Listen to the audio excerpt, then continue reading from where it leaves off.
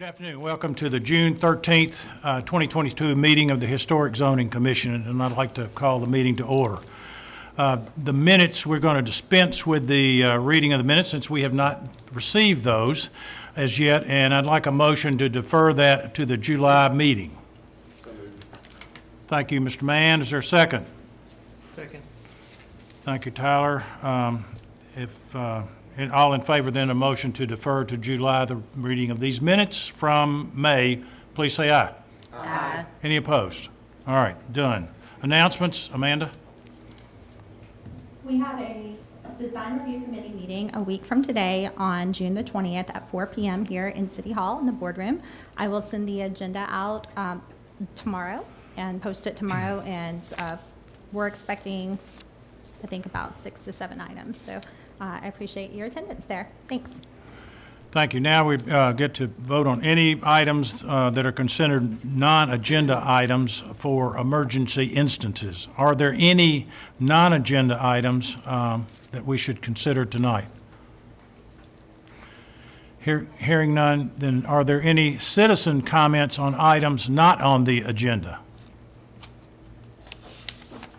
Hearing none, we will move on to what on your agenda as the consent agenda. This is something we're not usually doing, but in this case tonight, staff felt it was these items 3 through 6 were routine in nature and could be adopted as part of one motion. But any individual commission members that wish to pull any of these can make such a comment during the time we deal with the motion. So, having said that, is there a motion to approve items 3 through 6 that's on the stated agenda as part of our consent agenda?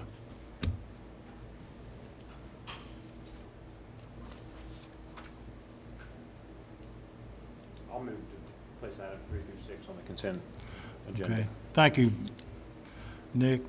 Is there a second to that? I'll second that, Mr. Chair. Thank you, Brian. Any discussion? Any comments by commissioners?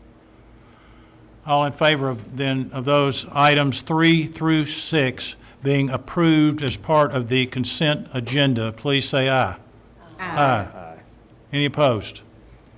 Passes unanimous. So if you are on the consent agenda, you are approved with the comments listed on the link I gave you, and I'll be in touch with you tomorrow. Thank you all. Yeah, should we clarify that it's approved with staff comments? Yes. Should have said that. Okay. Our next item is consideration of preliminary historic zoning recommendation for final plat proposal at 228 Franklin Road. Christopher Wood, applicant. Thank you, Mr. Chair. The Historic Zoning Commission is requested to make formal recommendations to the Franklin Municipal Planning Commission and the Board of Mayor and Aldermen on certain development proposals in the historic districts, including the subdivision of lots. This is largely to ensure that the Historic Zoning Commission can relay effectively what would ensure that the design guidelines could be applied to those proposals. In this case, a request for a subdivision of property can be reviewed to ensure that a new building of a historically and contextually sensitive nature can achieve an appropriate form. It can achieve appropriate setbacks and spacing between buildings. Item 1 is a formal recommendation request for a final plat. This final plat, it has not been submitted to the city quite yet, but the applicant is seeking to divide 228 Franklin Road, which you see on the screen. It is the home of the Alpheus Truitt National Register listed historic home fronting Franklin Road at the intersection of Franklin Road and Liberty Pike into 2 lots. You can see on the screen here, this lot is proposed to be at 1.8 acres. The remainder of the lot as it currently exists is proposed to be subdivided into roughly 5.7 acres. It is anticipated for future development, but a proposal has not yet been submitted to the city at this time for the development. In short, the proposed lot line is shown here, And it does allow for the historic building to maintain its general context and be preserved and maintained.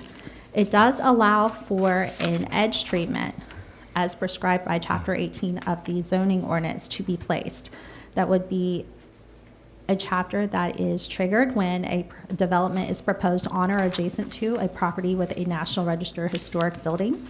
In this case, the applicant has accommodated for the largest buffer type, a 75-foot naturalistic screen, which allows for an opaque screen to be placed between the historic resource and any future development. No changes are proposed to the Franklin Road viewshed.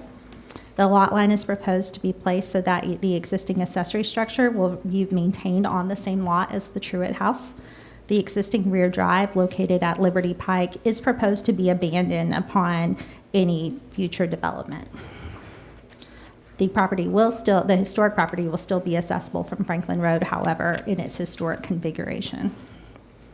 The allocation of the 75 feet at the rear of the property will allow for a naturalistic screening, should staff determine that it is the most appropriate edge treatment upon time a future development plan is proposed. So with this, it is recommended that the commission provide a favorable recommendation to the to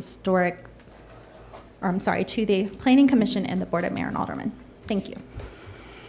Okay, would the applicant please come forward?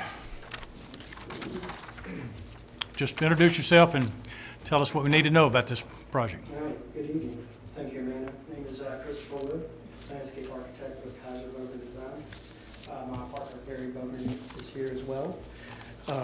And we have read through the recommendation by staff, and we don't really take any exceptions to what has been presented. And, we would, respectfully ask that you, make this recommendation to Planning Commission for approval. Working with staff, we have established a 75-foot naturalistic buffer to, maintain the most stringent of buffers provided to the historic resource. Okay. And so we're here to answer any questions that y'all may have. Amanda did bring up a point about the question about the status of the Truett House, and it is to remain a single-family residence. And what was the other is, in the future, since this is in the historic preservation overlay, all future developments and proposals will come back before you for review and approval. Okay. Thank you. Are there any citizens who wish to comment on this application? Hearing none, commissioners, we need a motion.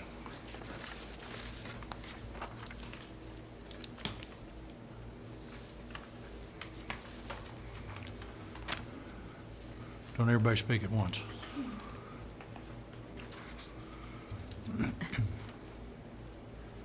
I'll make a motion. Okay. Okay.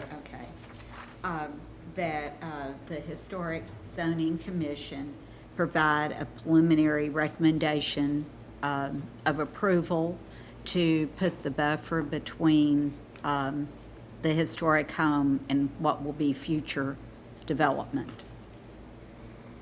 And knowing that will come back to the Historic Zoning Commission future development. Okay, is there a second to that? I'll second that. Thank you, Susan. All right, discussion. A question I have, Mr. Chair, and it may go to staff, and that, do we know what type of base zoning that they're requesting?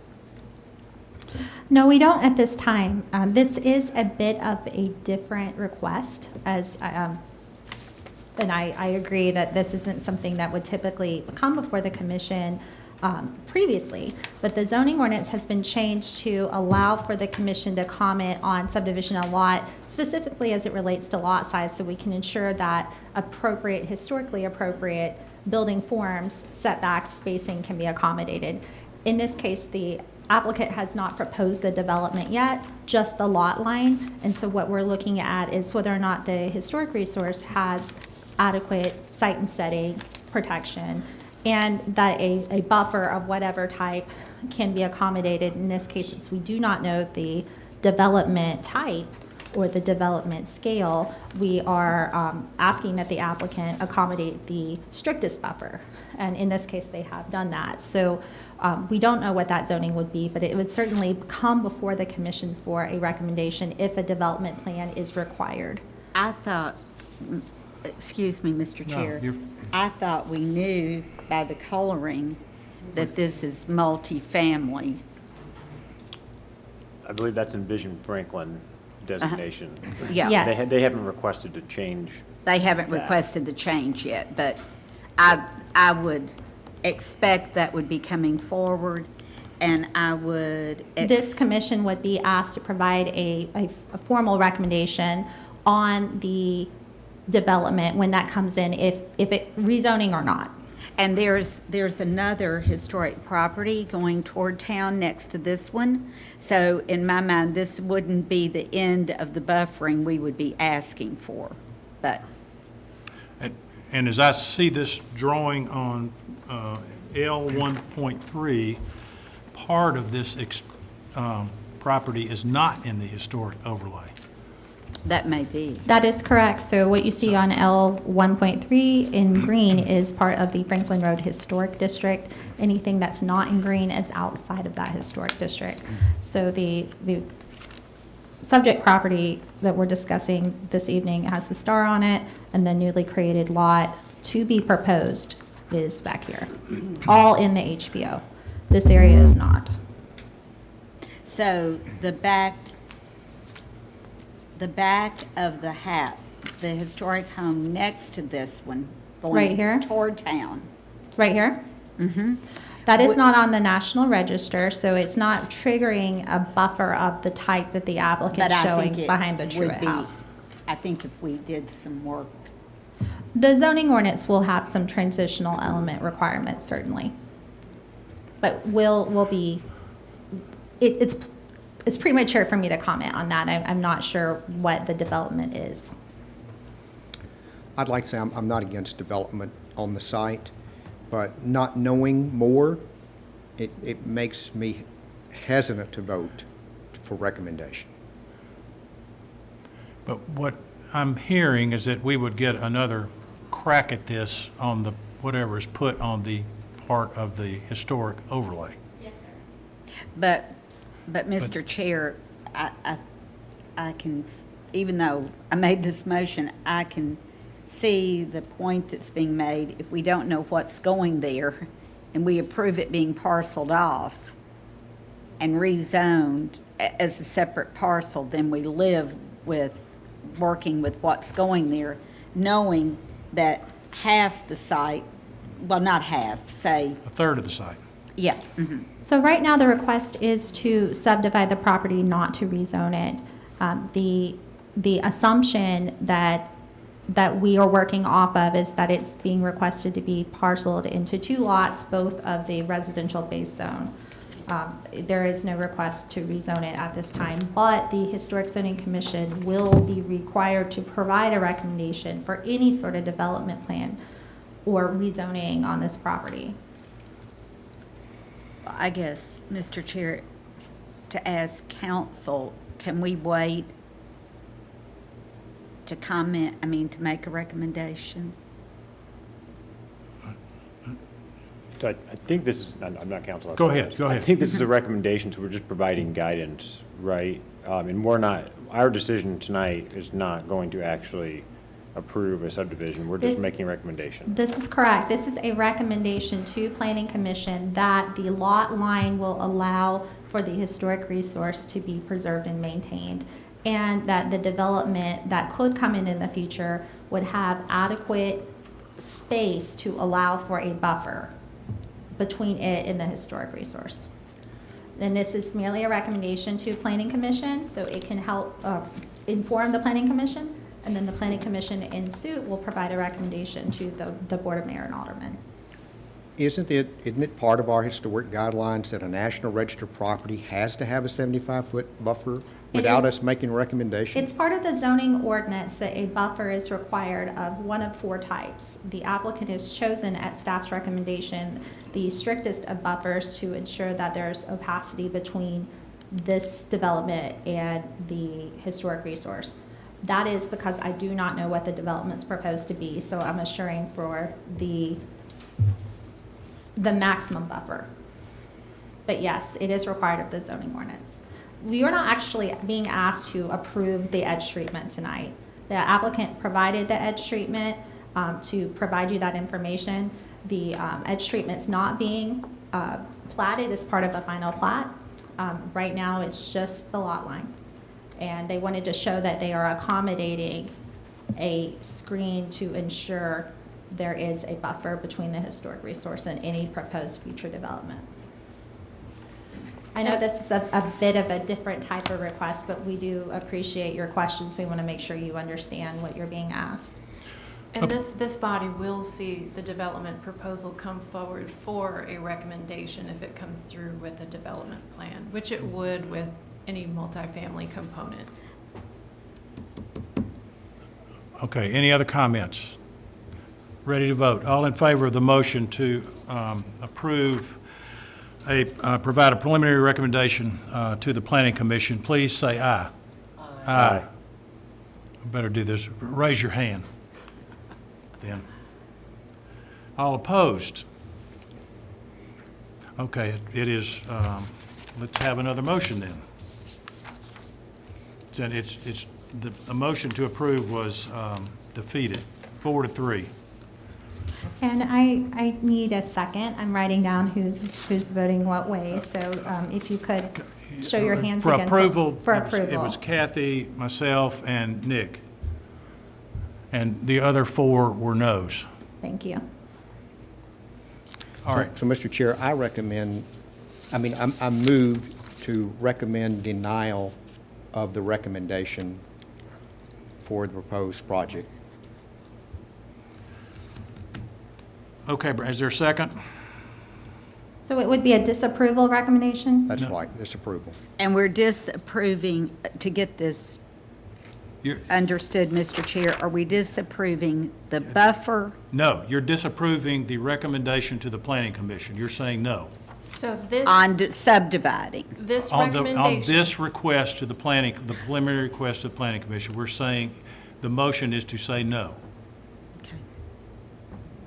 Yes, so this To the commission. recommendation will be forwarded to the planning commission for their consideration of the final plat. And again, you're asked to weigh in on the location of the lot line, Okay, not the buffer.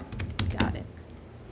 Brian, Got for it. the, I for just the, wanted to make sure. for the benefit of the planning commission, since you're going against staff, do you mind providing some more color commentary on why you're making that motion? That's right. Because basically, we're being asked to vote on something that we have very little information on. And we've had things come before us in the past, and very recently that came from 5 years ago, that came up again this time, and we were like, well, how did that happen? And it turns out, we didn't really understand what we were voting on. And I'd like to understand, just personally, what I'm voting on, than just, something that is ethereal about what might happen. My reason for changing is, No. Is there a second? Need a second. oh, excuse me, for Are you discussion. going to second it? You going to second it? Yeah, I'll second Okay, it. Mary second. All right, Okay. comment, Mary. Okay, and my reason for changing my mind is if we don't really know what's going to go there, we've been told that we don't know what zoning or what they're going to be asking for. And it would be good to have some information. Okay. Any other comments? Okay, Susan? I would have to second Ms. Pierce's comments. I agree with what she said. Okay. We need more information. Okay. And Mr. Laster. All right, then all in favor of the motion to deny this recommendation of approval, please raise your hand. Okay. All opposed to this, please raise your hand. Okay. 4-3. Got it, Amanda? Yes, sir. All right, it's denied then. Recommending disapproval. Thank you.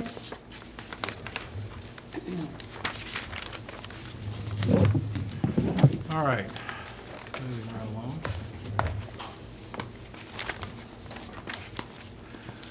Our next item is consideration of preliminary historic zoning recommendation for modification of standards request specific to signage at 230 Franklin Road, the factory. Tim Rucker. Thank you, Mr. Chair. This is one of 3 requests for the factory this evening. This request is a bit different as well. So as I mentioned previously, the Historic Zoning Commission is requested to provide formal recommendations to the Planning Commission and the Board of Mayor and Aldermen on certain development proposals in the historic districts. For item 2, this item this evening, the applicant has submitted a development plan revision to the Historic Zoning Commission for a preliminary recommendation on signage only. So you all have that submittal. The applicant seeking approval of what's called a modification of standards request related to signage specifically. The purpose of a modification of standards is to allow consideration of a request to modify a development standard in our zoning ordinance, where, number 1, the modification will enhance the design of the development more than if the existing standards are adhered to strictly. Number 2, if the conditions upon which the request is based are unique to the design intent of the development and not applicable generally to other properties in the city. And number 3, if the modification is consistent with the intent of our Envision Franklin document. So the Historic Zoning Commission is being asked to provide a recommendation on whether or not the proposed modifications to signage in our zoning ordinance would be appropriate to this property, 230 Franklin Road. So the specific requests are listed, and I'll just go through them very briefly. Right here. The first request is being made is for a modification of standards for sign shape and proportion. So standards revised would allow the sign to be of a shape or logo or symbol that represents a tenant, for example. So it would not be specifically a regular shape as the zoning ordinance requires. You can see on this page, most of these do meet the zoning ordinance requirements. There are a couple that are a little more unique, like this arrow and this shape here, that are more irregular, and that's what the applicant in general is requesting to apply to all signs within, or could apply to all signs on the subject property. The next request is for canopy sign location. So you can see on the screen here, band sign location and quantity, just quantity. You can see on the screen there are a number of band signs. Some of these are wall signs as well. The applicant is requesting that more than one band sign be allowed on a facade.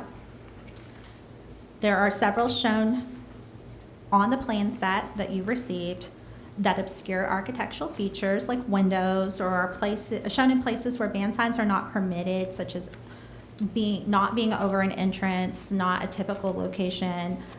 So there is one specifically intersecting a roof line, and so it is not something that meets the intent of the design guidelines. Canopy sign locations, the next modification of standards request. There appears to be at least one location that the request is seeking more than one canopy sign per facade. And the applicant is seeking to allow for canopy signs to be on the middle of a facade, anywhere on a facade. The zoning ordinance requires that it be at street intersections and at the intersection of the corner of a building, at an intersection. Also, the proposal does not specify how tall any proposed sign, board, or individual letters would be extending above or below those canopies. If a backing board or individual letters are even being requested, and how lighting might be achieved if desired. So there's still questions. There's not enough information in order for staff to feel that it can make a recommendation to you on how you should move forward on that part. Small projecting signs are the next modification of standards request. The applicant is seeking a request to allow for additional small projecting signs and to modify the size. So the zoning ordinance does allow for one projecting arm sign per tenant space, and does regulate them to be no more than 4.5 square feet in size. The design guidelines are the same.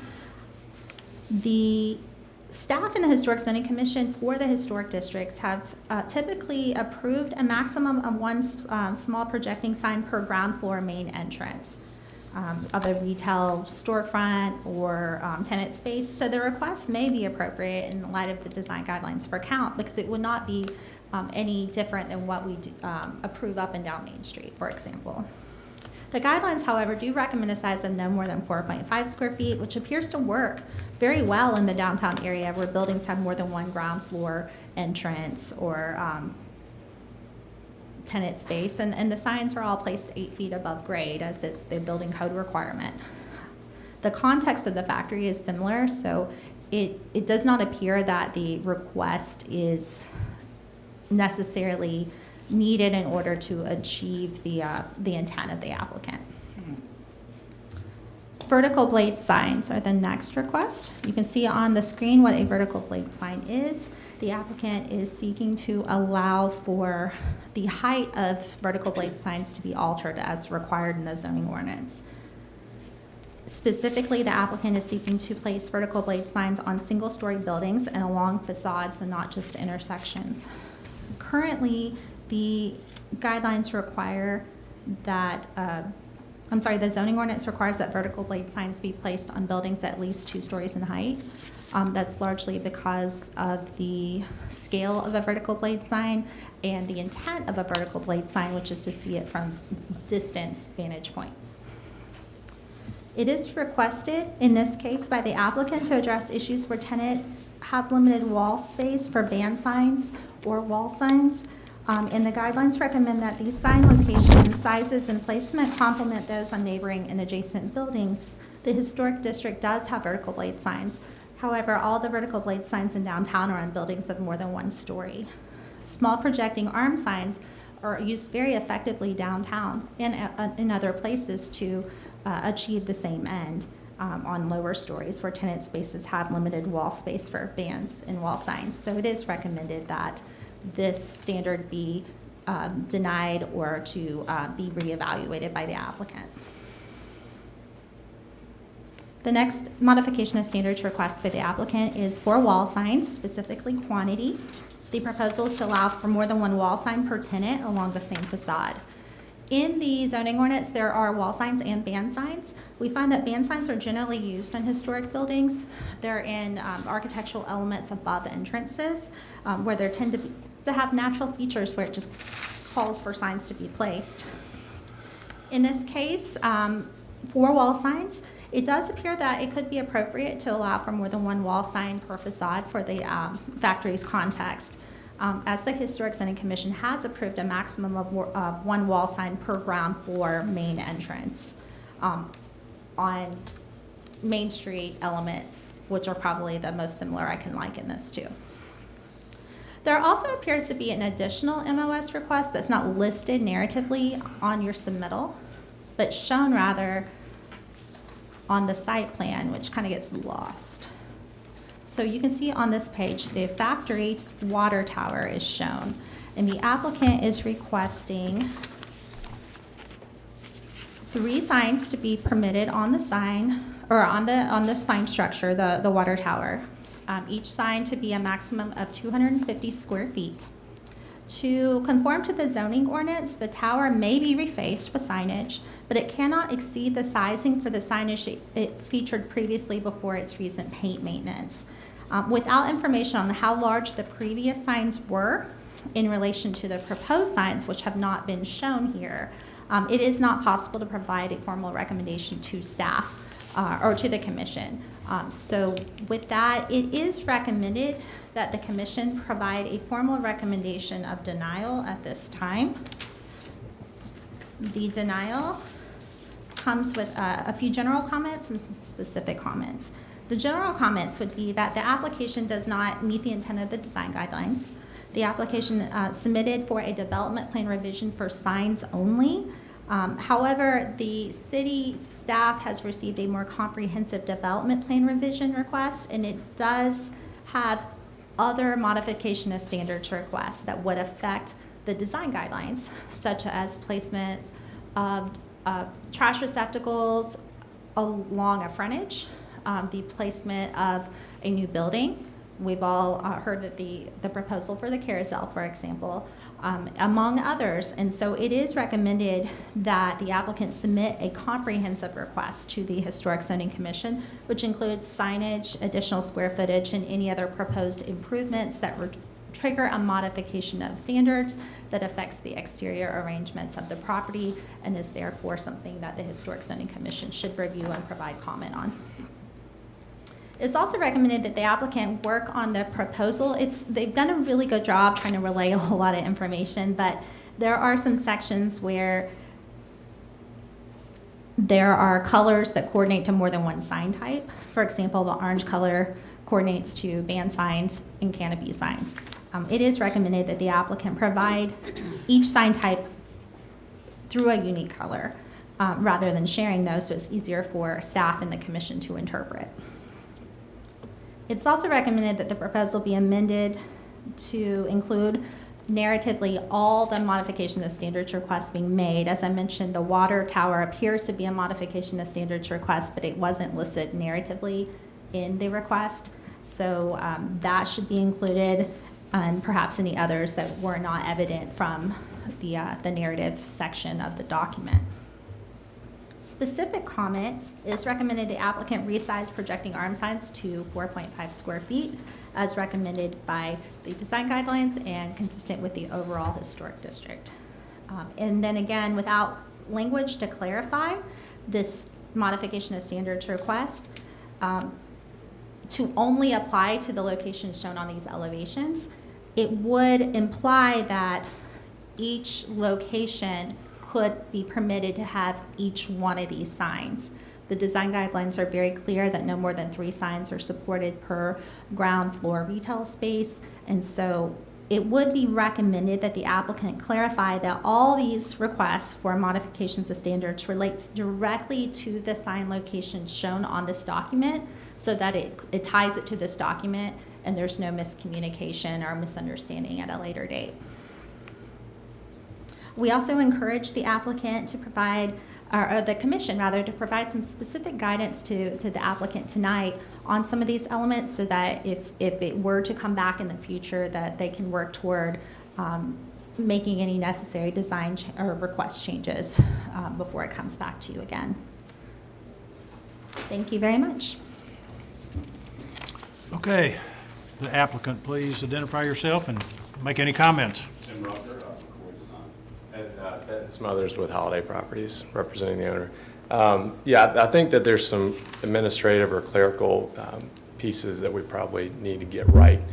The reason why we broke this up, and we've got a development plan that we're submitting now, but it has these big tranches of information. And so when we come to DRC in the past and HCC, we've been trying to get it down to a size that can be tackled. And the comprehensive sign plan is one aspect. And, you know, we have McCoy Design that oversees that, and then we have, you know, a series of other consultants that hit the other tranches. So maybe it was just an oversight on our part in breaking this out of that recommendation of all the others. The others are coming next month. We thought it would be more fruitful to have this one package that we can kind of dive into and really want to get feedback from you all on this. And obviously we've got the carousel building and we've got some other MOS requests. But as far as the detail, we don't have enough detail right now on each sign. So what we've tried to relay is a max square footage, general size, you know, shown graphically, because a lot of these are individual business signs and they're going to be custom to that business. And a lot of them, we don't have leases yet, frankly, and we don't know who they're going to be. So we can't expect each one of these small businesses to go through a BOMA to get an MOS. So we're trying to tackle that all in the front and then give them their parameters that they work in. And we can, restrict that by lease, the lease that they sign with us that gives us control over what they put on our building. And then they'd come back with COA requests that have, materials, specific shape and size. So you get another bite of the apple. Other than that, the elevations were intended to be comprehensive. So what we've shown graphically is what we want. So it's not, there wasn't an idea that, I think one of the examples of the blade signs and the size and the reasoning for that is because that was a primary sign for a lot of these tenants, particularly on that pedestrian alley where we're adding storefronts we've come to you guys before on. And, at 24, or 26 by 26, I don't know what that is, it's super small for a primary sign. So that's the idea there. And I'm hopeful that we can get some specific feedback from you all on what you like, what you don't like, what you'd like to see more of. Obviously, there's some administrative stuff we have to square up to. Tim is overseeing the comprehensive sign plan for us and can talk to a lot of the details and why we're doing what we're doing too. But anyway. Okay, are there any citizens who wish to comment on this application? Hearing none, need a motion from the commission. And then we can get into some specifics.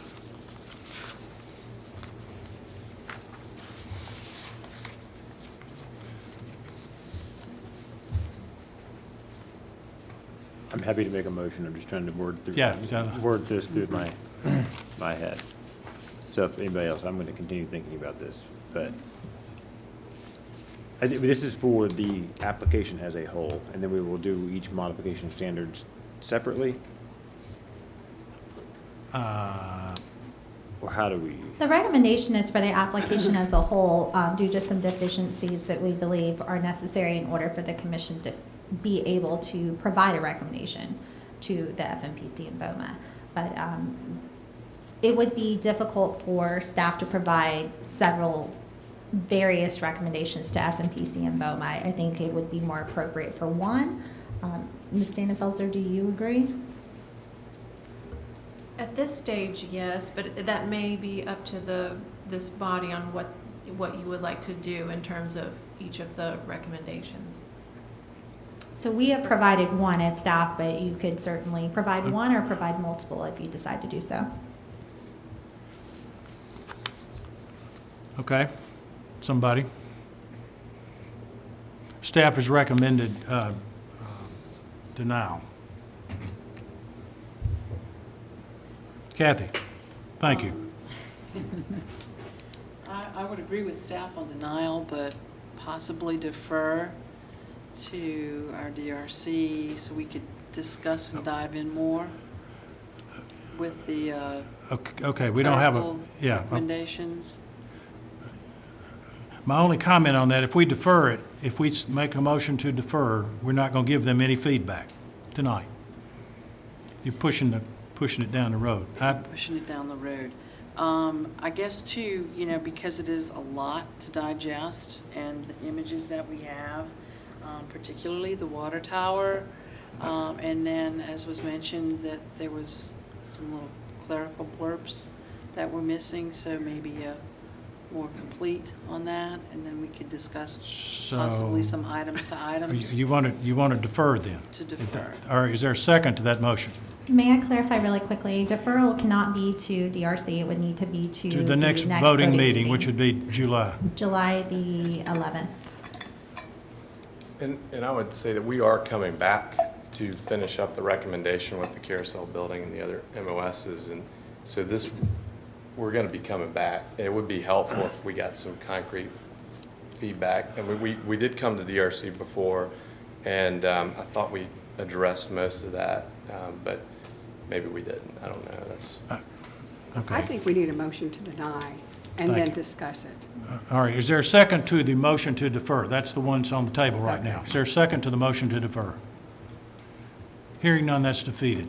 Susan? I move that we deny the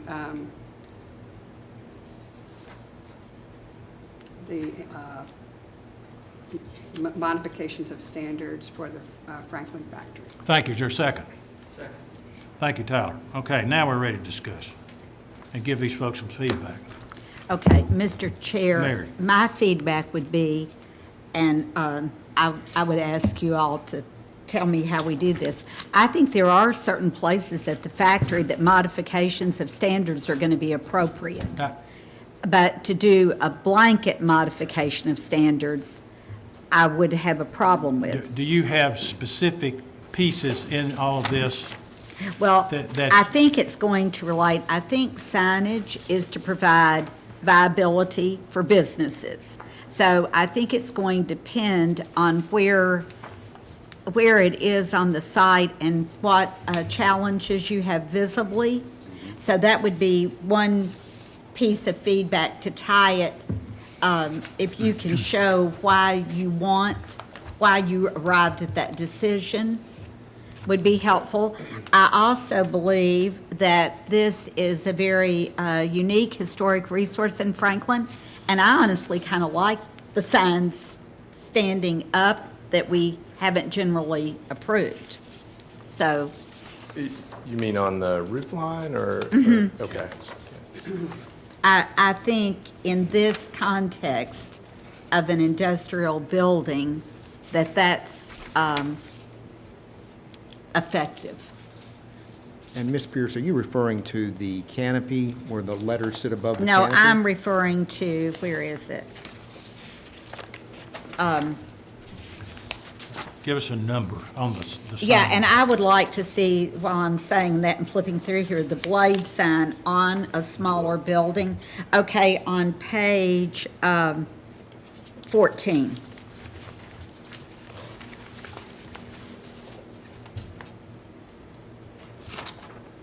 Is this the page, Ms. Pierce, on the screen? On the Oh, screen in front of you? on that screen, yes. Okay. No, This is page 14 of the PDF. is that 14? Oh, yes, it's page 14. Oh, wait, 11 of 14. I mean 11, excuse me. I Not just a saw that problem. 14. So you mean that Those. on the canopy? Yes. Okay. We have not seen those, and I actually think it would be very dynamic at the factory. And I agree that may have a place. It may have a place at the factory. And I agree with your comments too about the carte blanche part of it. I think that kind of defeats the purpose of the historic zoning guidelines. I did want to ask about, and I don't know if this is building, the very front building that has the main entrance. And currently it has the painted that you can barely see, that says Dorch Stoveworks. Right. And I know you're showing there, I think that's 250 square feet of signage that could go there. What would you propose? As Oh, we the- previously discussed, we were gonna go back and kind of Paint it in. refresh Yeah, that. just refresh what's there, is Yeah, what I yeah. understood. But it's still gonna look like an old distressed sign. And I guess technically, do we need an MOS for that? You do not, and I think that's part of the Is that the- confusion of the application is Okay. that, Mr. Laster thought an additional sign was proposed there. Yeah, So we just need to clean right. up some things. So that should be removed. That was an oversight. Yeah, So that's that why is- we had it listed as wall art. Yeah, so that's been, you all reviewed that in the application for the facades of that building. So the plan has not changed from that. So, yeah. I would like to see, for the modification of standards, come to us on an individual basis, and rather than just passing one recommendation and giving carte blanche. I mean, that's what I'd like to see. That's what we've tried to show with these elevations. And so each sign has a type, and then in the table in the upper right it's kind of the legend, and it covers each specific sign and the specific ask, and whether, what the MOS is for. So this is intended to be a comprehensive MOS request per each sign. Now, understanding that there were a couple of errors, the one we just talked about, there's another, staff brought up signs that are covering windows, band signs that are covering windows. That was an oversight. We're fixing that as well, so we're not asking for that. So Mr. Chair, may I add something I think might help? So I think to Mr. Laster's point, there is a lot of information, and I absolutely agree with you that, you know, bringing a lot can be very hard to digest, and so you're trying to do it in chunks. I think that one way that could really help, as I mentioned in conversations with you, is that your individual listed modification of standard, you have it here, maybe show on a plan for each modification of standards. And it sounds like Mr. Laster's asking that the commission look at each modification of standards request and provide a recommendation of favorable, unfavorable. Is that correct? Canopy signs, yes or no? Blade signs, yes or no? Is that what you're asking? I would say per individual tenant as the tenants come in. And I can see for the factory itself needing maybe some modification of standards for, as Ms. Pierce talked about, some type of lettering above a canopy or something like that, is for the overall. But I think there's some creative ways here. My concern is that we're going to wind up with the factory, that's a National Historic property, covered up with signage Right. that somehow loses that National Register appeal to it. You know, I think there's something that what may not be very clear that I should make very clear, and I apologize if that's the case. An applicant may request a modification of standards of any type for signage from the zoning ordinance. The Historic District Design Guidelines still apply. What would happen if the applicant receives modifications of standards for signage is that it would allow them to be able to do that if the commission approves it.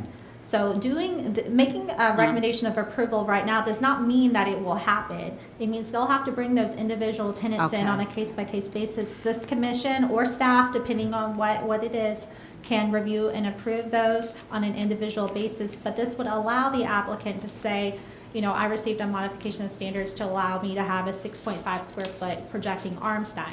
Now, that may be standard throughout, but it would, you know, that would be something like with a canopy sign, the commission would make a determination based on specific location where that could be appropriate. This just gives them a door to open to allow them to ask the commission for these things. Right now, they're not permitted by the zoning ordinance at all.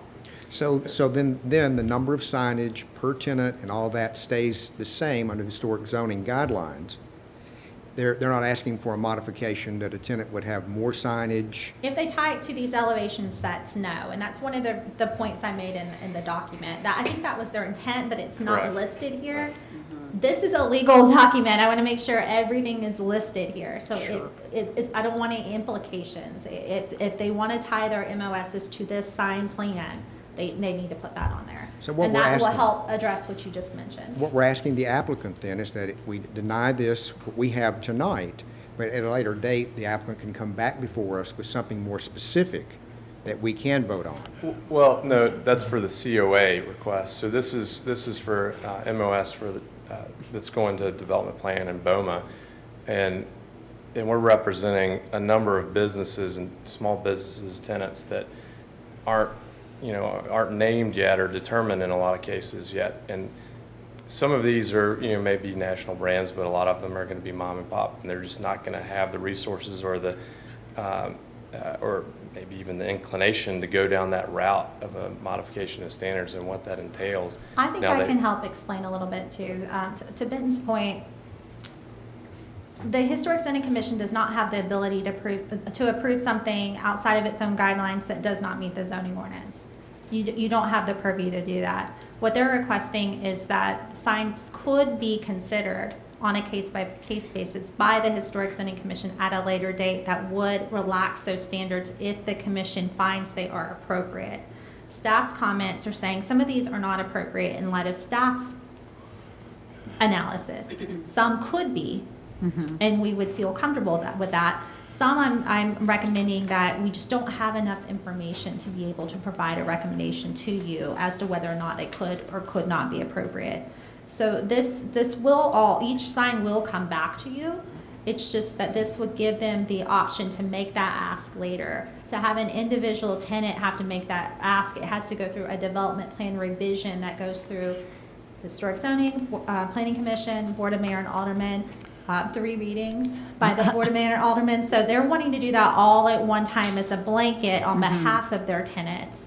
so that each tenant is not having to come back. And part of that's for consistency for their site and branding as well. They don't want lots of different types of signage. They want them to all communicate together. So that's why they have Tim working on a comprehensive plan. That's right. And one, just to add to that, the amount of information, it's too early to know, because these are, a lot of cases, these are tenant signs that we don't even know who the tenant is yet. So we're trying to give as much information to give you a picture of how that fits in with zoning, how big the signs, how many they might be, but knowing that you're going to have another bite of the apple before we get a COA. Susan? I think the thing that would really help me is to take an elevation and actually put, you know, Besser Incorporated, or one of a better thing. But, you know, to actually have the signs on the buildings, you know, in other words, right now, we've got little notations. But for me, I need to see how that signage is actually going to look on the building and not just where it's going to go. So showing shape and size. Shape and size. So it could be, for instance, I don't know, say you got a Starbucks there. You know, or just put signs there that you think that might happen. You know, it'll be random. But I think right now, I can't visualize this because I see symbols, but I don't see signage. And I think that, and I realize it's, you know, it's going to require some more, you know, work on the elevations, but I really think that's what I need to see.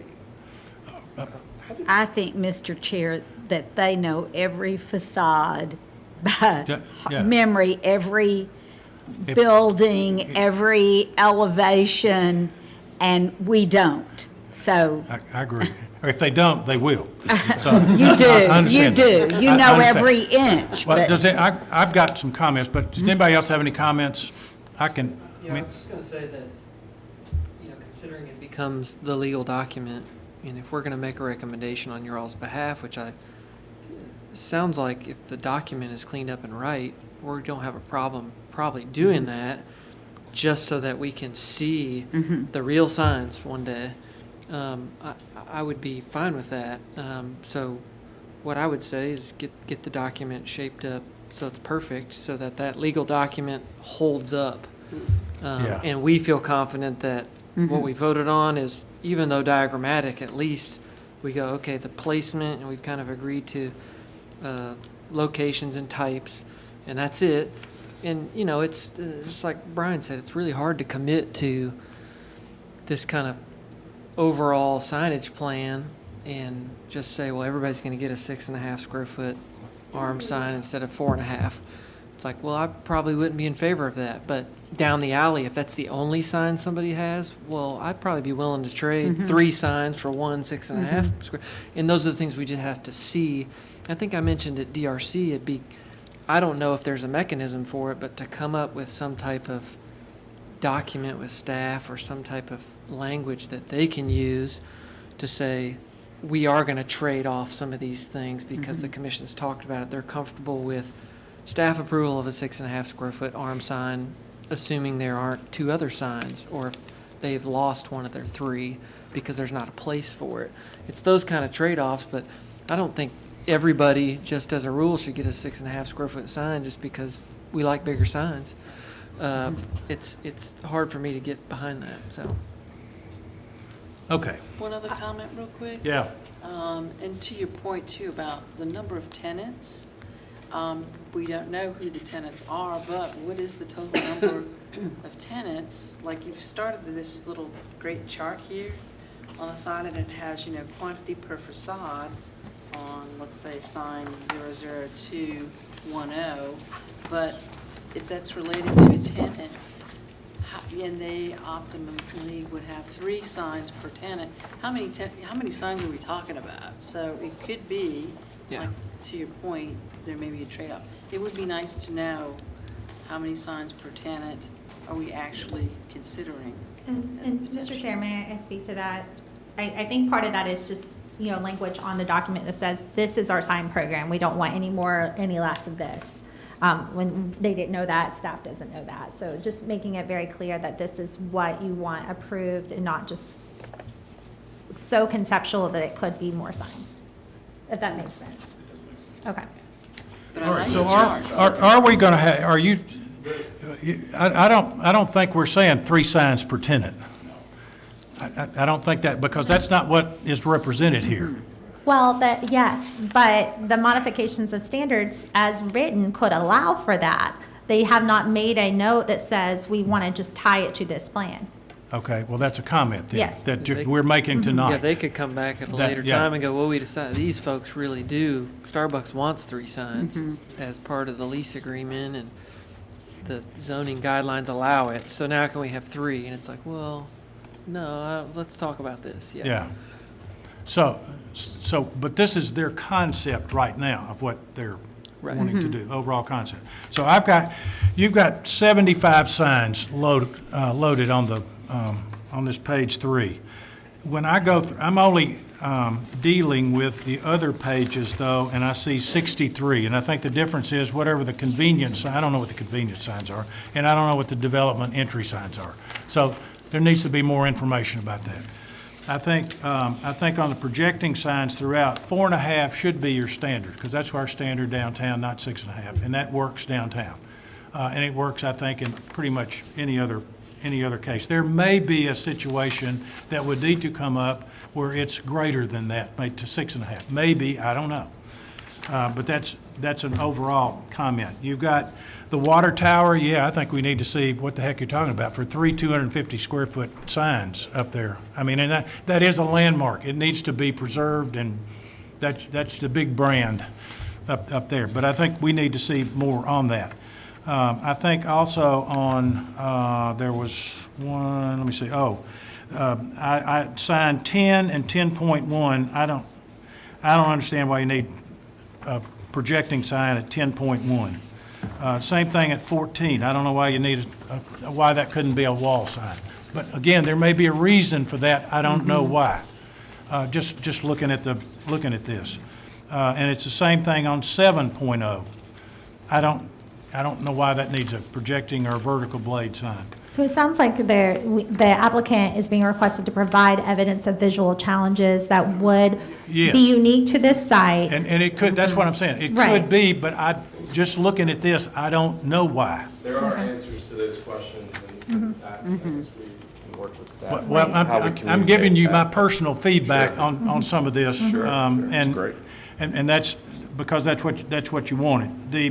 This item, sign 35, it's on the building 8, 9, 10. It's number 4 on page 6, 117 square feet. That might be appropriate, but I don't know. And then I would say on sign 43, I don't know the readability from Franklin Road of that 35 square foot sign stuck at the top above the second story. So I don't know. I don't know if that's a building ID or tenant ID or what. I don't know. On the next page, sign 50 is, there it is. It's 65, say 65 square feet, 65.75 square feet. Again, it may be appropriate, but I don't know what it is.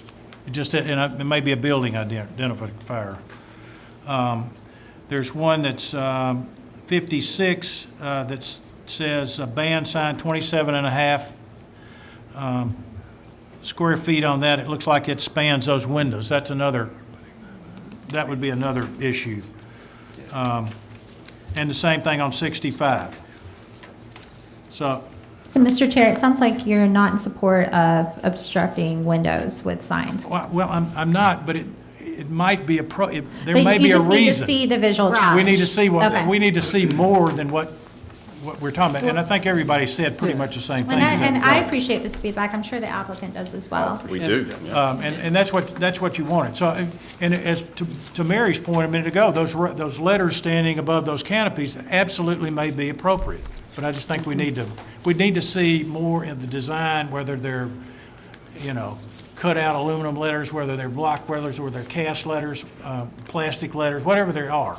And I think that's Do they have what a we're- backing? Do they Yeah, not do they have a backing? How And tall I they don't think you are? want them illuminated, so, or you may want them, but I don't know that that'll What's- fly. But- And is there a reason that the building ID signs that are orange, I mean, have those been designed yet? Because those aren't tenant specific to No. anything. Those are No. yours. A lot of this is understanding what the roadmap is that we Okay. can design to.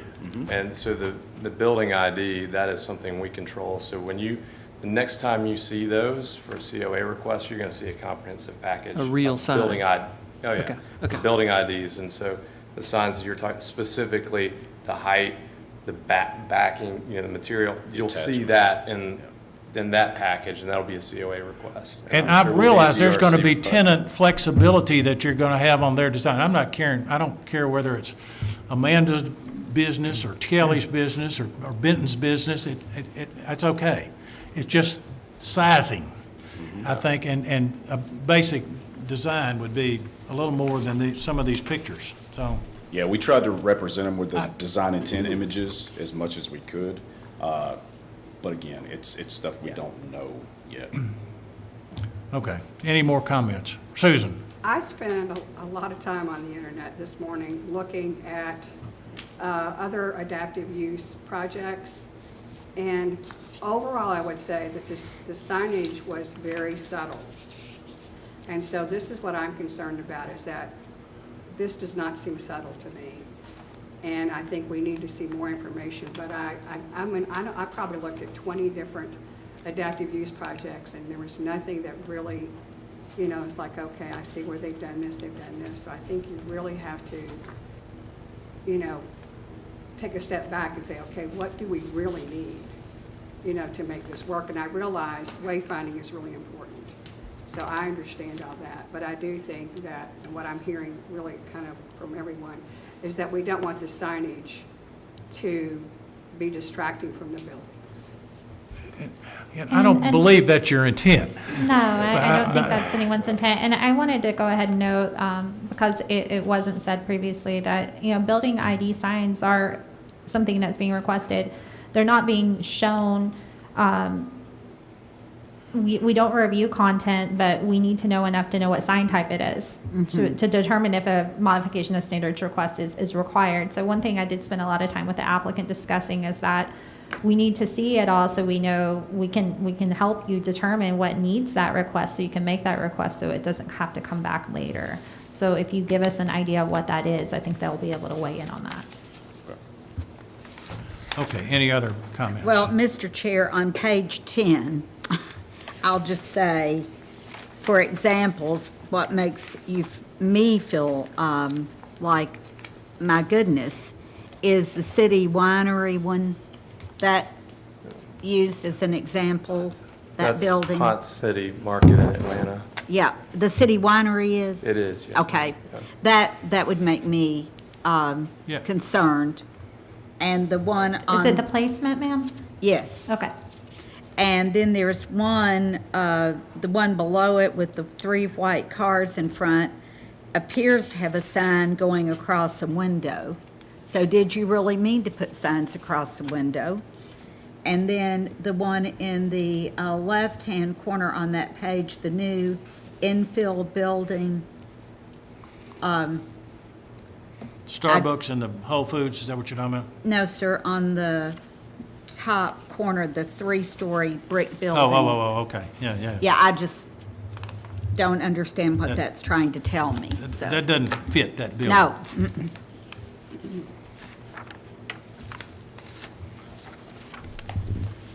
So what I've heard is that visual challenges really should be shown to a degree that justifies a modification of standards request so that you feel comfortable understanding if it's something that the commission can or cannot support.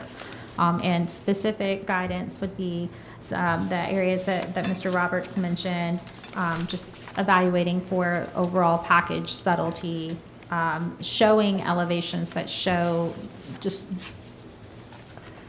having a block that says 100 square feet, and not having it scaled is just a little difficult for you to understand. So having something that is more meaningful in a scale perspective. Making the document really clear as to what those requests are and tying it specifically to this document.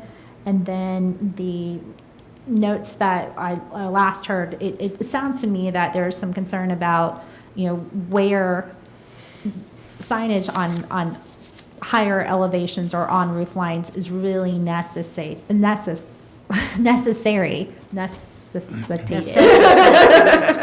And so that goes back to visual challenges that the applicant can work through and provide that to you. So we really appreciate that you spent this time with the applicant. I'm sure it's been very helpful. I know it's been helpful for staff, but there is a motion on the table, so I'll turn it back over to the chair. There he is. Do you mind if I have one question Yeah, too? go ahead. Just general to size, I think there are a lot of instances where the placement is really going to dictate the size. It's going to constrain, and we can be very specific. Yeah. But I think there's some areas where it's just going to be very tough to be specific, other than understanding we're not going to make this a massive sign. We're going to constrict it to a square footage that is appropriate and you guys are okay with. And at the But- same time readable. So, yeah, so there's Yeah. there's a little bit of flexibility that we would ask for on the recommendation, understanding that the COA is going to cover all those specifics at a later date. The one I did not talk about was that 42. It's on that corrugated metal. Yep. It's on the north elevation, 42. I did mention that in the Building D. staff report. It's Okay. not a canopy sign in the sense that the canopy modification of standards request is actually to place signs above the canopy, and this is not on an element above a canopy. So it's just kind of going through and making sure that all the requests match the sign and match the sign type. But it's one where you're saying 237 square feet. Okay, it might be appropriate, but Right. you got to show a little more than just 237.5 Yeah. square feet. And that would be And I know one we that talked about something on that when we did one of those site reviews. Yeah. Because you're headed down that, That would be one Alley. that we would control. That would be a building ID, but we can specify Yeah, okay. exactly I'm- what we want on that, yeah. I'm through talking. What, we've got a motion on the floor to deny, made by Susan and seconded by Tyler. Any more conversation? All in favor of the motion to deny, please say aye. Aye. Any opposed? Thank you. Thank you.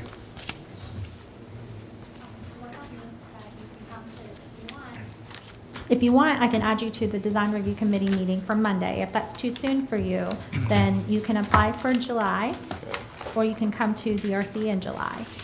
But staff's request is that you bring all of the development modification of standards that affect this commission together Okay. on the one meeting agenda. That's it. Yeah.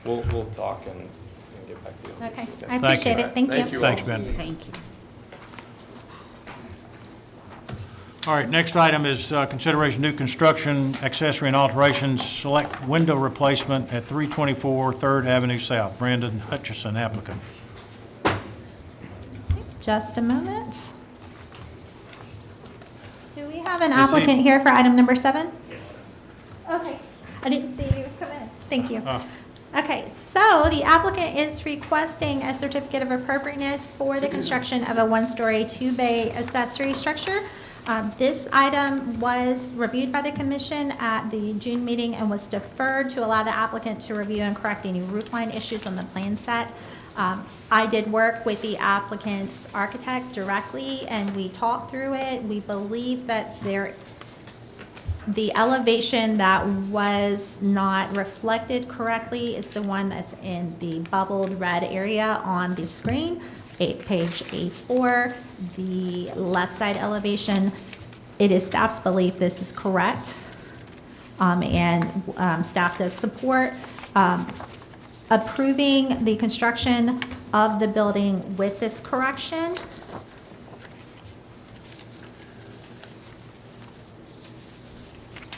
And the conditions being that the siding must match that on the principal building and reveal that the windows and garage doors for the accessory structure have historic profile and dimension consisting of either wood or a composite material with the appearance of wood, and that those specifications come back to staff for a review and approval prior to issuance of a building permit, and that the foundation material also be consistent with that of the principal building, with that material being submitted to staff for review and approval as well. There also is another component of the application. There's a couple of things I need to bring to your attention. the left elevation of the main house, and I'm trying to get to that page.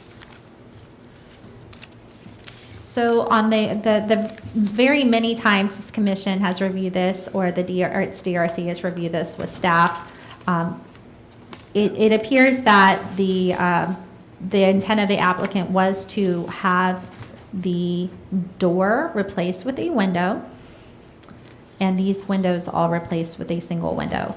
This configuration is actually on the approved plan set for when the addition and the alterations to the house were approved at a previous meeting. So that was an oversight by staff and the commission. This condition's already been approved. What the applicant's requesting today is to change the light pattern of the window as it was approved previously so that it matches what the applicant's intending to do on the front.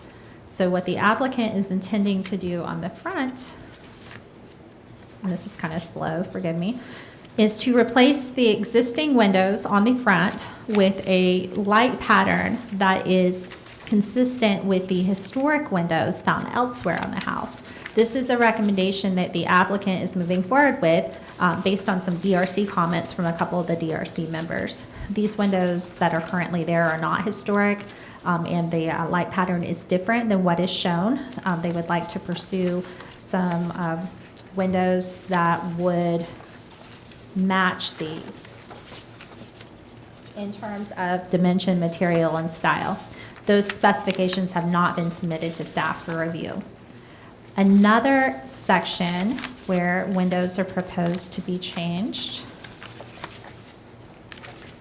is on the right elevation. This was not shown on the or on the elevation set. It was shown on the floor plans. That was not commented on in the report that you received because, frankly, it was missed. That it should be reflected on the elevations. The applicant's proposing to change the third window and the fifth window to new windows that match the existing. It is staff's belief that these may be historic windows. I did not receive information to be able to make that review. So I'd like that. That to not be approved necessarily without additional information this evening. And then there is a section on the left elevation where it notes at the back there's some window replacement change, but that's actually part of the addition that was already approved, and so there is no replacement of window as much as maybe changing the light pattern to match what the applicant wants to do to match the historic window light pattern, and they can work with staff on that. It's not a new window, it's not a new fenestration pattern. So on some of these addition areas where there's notes about changing windows, that is to change the light pattern specifically, and I don't feel as staff that requires commission comment at this point. So the requests for windows are to change the three in the front to a light pattern that matches elsewhere in the historic house. To the left elevation's already approved, and then the right elevation to change 2 of the 3 windows that are existing for reasons unknown. So those sections, I did comment on the left elevation without realizing it was already approved. So the left elevation is supported and approved. The right elevation is not supported by staff without additional information on those windows to determine, number 1, if they're historic, and number 2, why the request is being made, as we would with any other window replacement request. And then the recommendation for the front would be to approve, because we do know those aren't historic, but window specifications must be submitted to staff to determine how they relate to the historic windows, just as we would with any other window replacement request. Thank you. So I'm not clear about this. So you're saying on the main house front elevation that the windows on the right are the original windows?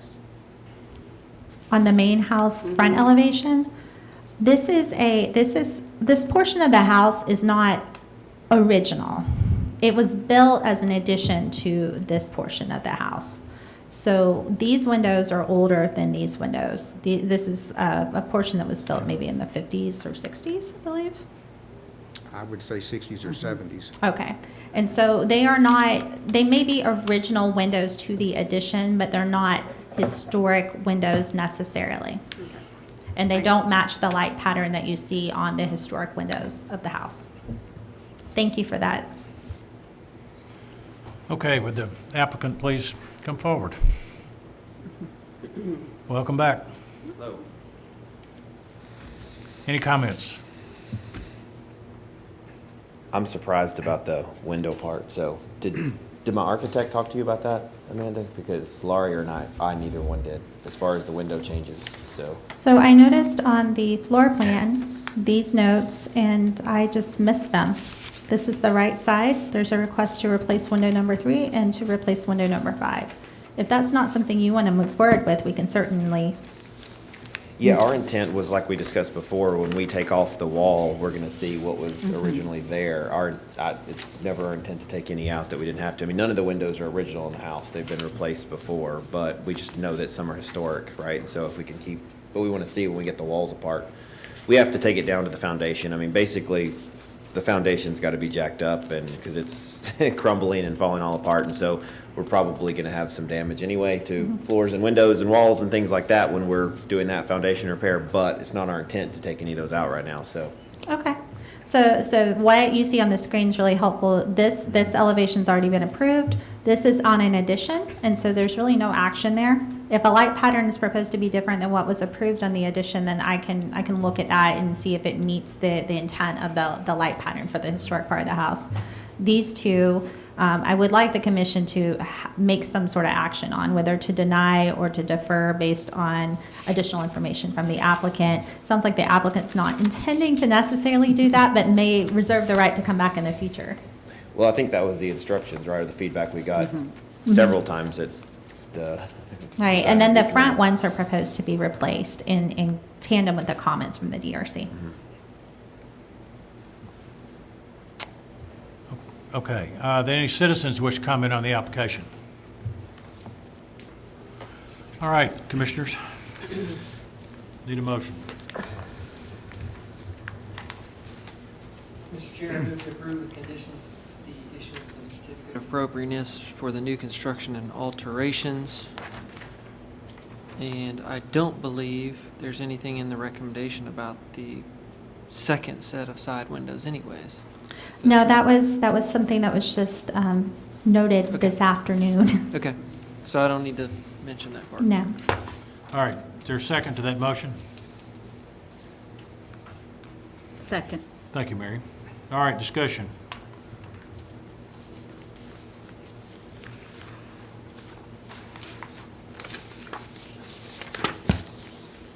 Ready to vote? Well, I have several questions, Mr. Okay. Chair. Now, so I'm trying to understand so you say the bubbles are what we're voting on tonight? That was my understanding from the architect. What the motion is on the table right now is for the accessory structure Oh, for the by accessory itself. structure. Yes, sir. Okay. Is that correct? For the new construction, for the accessory New structure? construction and alterations.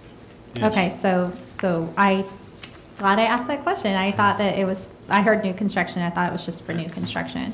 So, And that included the windows. but his motion does include the windows, and so if there is a concern about approving based on the plan set does note changing the right side elevation, windows 3 and 5, then that should be an amendment.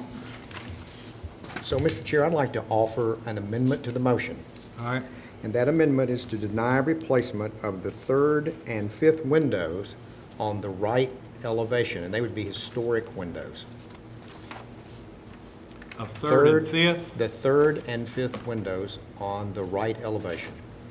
and that's reading, let me get Isn't that what I just asked? It is. got it. Reading left to right. Okay. Is there a second to that? Second. Discussion on the amendment. All in favor of the amendment to deny replacement of the third and fifth window on the existing, on the right, proposed right elevation, please say aye. Aye. Any opposed? Okay, now we're back to the main motion to approve as amended. Any other discussion? Okay, all in favor of the motion to approve as amended, please raise your hand. Okay, unanimous. We're done. Thank you. Fine. Good luck. Thank you.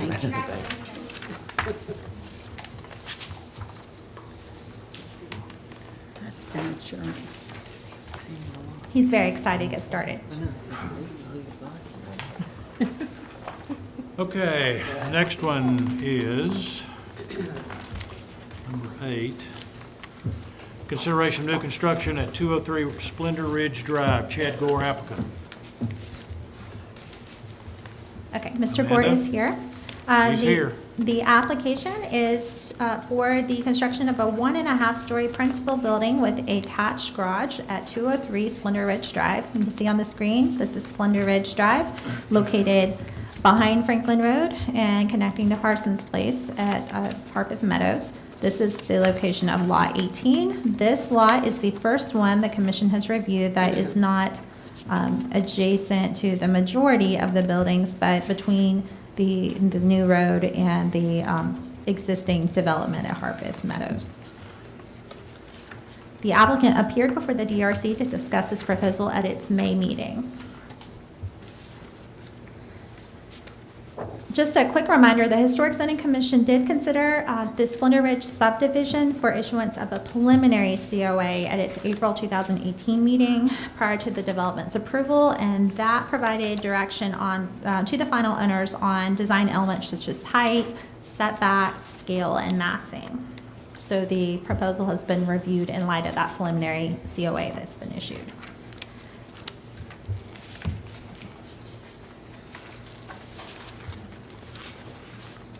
Oh, there it is.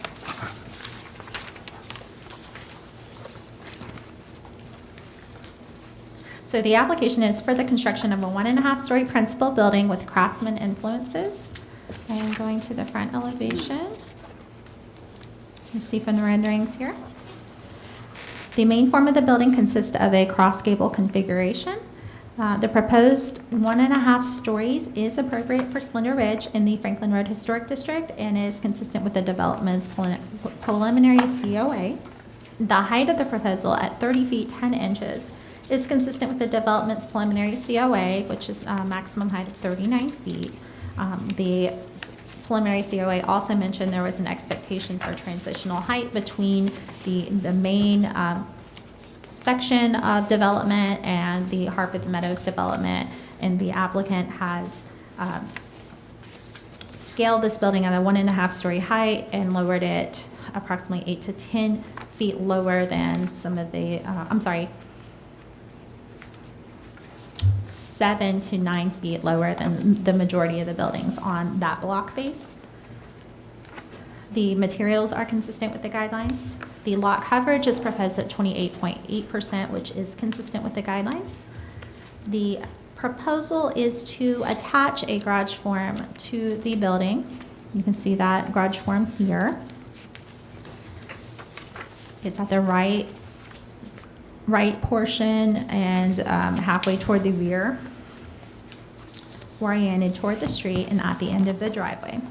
The guidelines state that in areas where historic garages are generally detached, new garages should appear to be detached, and attached garages should be designed in such a way that they are located at traditional locations, such as behind the rear plane of the main form of the house or otherwise not visible from the street. Across the street with the adjacent development on Splendor Ridge Drive. I'm trying to find that streetscape. Just a moment. You can see a majority of these buildings are situated in a way that they have attached garages, but they sit very far back behind the main form of the house, and they're attached in such a way that as from the street view, they could appear to be detached. That is not the case on the particular lot in question this evening. The proposed configuration does not appear to meet the intent of the guidelines, which state that garages be recessed entirely behind the main form of the house. You can see it's connected where it's jutting into that main form. and it appears as such to have an attached view from the street. Because of that, it is recommended that the commission deny the proposal. If issued a COA, the windows must have historic profile and dimension, and those windows must be submitted to staff for review and approval prior to issuance of the building permit.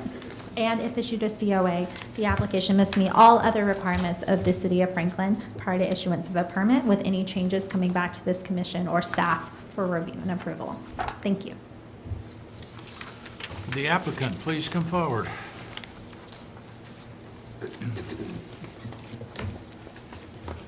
Welcome back. Good evening. Chad Gore, architect, representing the owner, Mike Ford Builders. Thank you, Amanda, for your summary. Just a quick refresher on the life of this project. It has been through the DRC a couple of times. The first time through resembled this only in style. Massing was much different, and garage was kind of in a different place altogether. Got feedback from the members present about the overall height, about the garage attachment to some degree. I guess most of the discussion was really about the height. So when we visited again a few weeks ago, yeah, we've been able to lower the height. I think it was six feet more than it was before. Flipped the garage over to the right-hand side, and have pushed it kind of as far back on the lot as this lot shape will allow. So I guess the garage is really the main discussion point here at this point. I would like you to consider an approval of this application as presented on the grounds that the houses across the street have attached garages, in my view, that are very similar massing garage related to house. The garage is pushed back as far on the lot as it can go, even though it doesn't sit beyond the main house. It is, I may have a couple of feet to spare. And it clearly is subordinate massing to the main house, separate roof form from the main house. And it sits about 30 feet back, face of the garage to the face of the study. I didn't manage to dimension that on any of the plans, but it is about 30 feet back. So on those grounds, I'd ask you to consider an approval, but I'm happy to take your questions in the meantime. Are there any citizens who wish to comment on this application? Hearing none, commissioners, we need a motion. Mr. Chair, I move to approve issuance of a COA for the proposed new construction at 107 Splendor Ridge Drive. And since it's going against staff recommendation, please give us a reason. Well, it is a lot that has more road frontage. So it has a longer road frontage. It's not as deep as the other ones that have come before us. And actually, the others are attached, and they are back, and that's out back from the street as well, that garage. So I don't see as much difference in that. Okay, is there a second? Second. Thank you, Tyler. Discussion. I have a question. And what I'm trying to figure out, what I'm trying to view the orientation of this house on that lot, and the driveway, because it seems from like the picture that's up right now, it seems like you would really, nobody in a vehicle driving around the cul-de-sac would even be able to see the garage. Is that fair? Or is I think that's fair. I think if you probably get to the very end, maybe the site plan is a good place to see that, but if you get to the very apex of the cul-de-sac, you probably could see the, half of the garage from there. But this view is the predominant one when navigating the neighborhood. So I think I could support approval because I think, practically speaking, yes, this might be attached, but it is set back. But there's really very little view shed that would ever make this look like it's attached, as if you're driving in front of it. So I think the location of this in the neighborhood meets that. I would agree with that, and I think the big thing was the flipping of the garage from the left to the right really made a difference. And I appreciate the way for the three-car garage, that a shed with a hip was added to the side to accommodate a third bay, rather than having three bays massed out. That's a good comment. I agree. That was something we talked about at DRC as well. I think that was a successful move. All right, any other comments? Well, I would like to ask how tall this is in comparison to the houses right behind it. I don't know the height of the houses right behind it. You know, the old ones. I have gotten a call from a neighbor who had watched the Historic Zoning Commission and said that she would appreciate consideration for the height of those two lots in comparison, because you can't really, if you look at how some of the houses have been added onto and taken care of, you can't assume they're all tear downs. So just a transition, I don't want to vote for it until I know that. So that would be my concern. I think there's been lots of improvements made. I think flipping the garage was a huge improvement. I think it actually makes it kind of go down to the historic property. Is this elevation higher than the houses behind us? Yes. I think it is, as I It is. remember. But I'd like to know, is it 10 feet or 5 feet or? Well, the ground, I do know that the ground there is probably 4 feet above, already 4 feet above that house that has the pool in the back. Okay. Maybe a little more than that.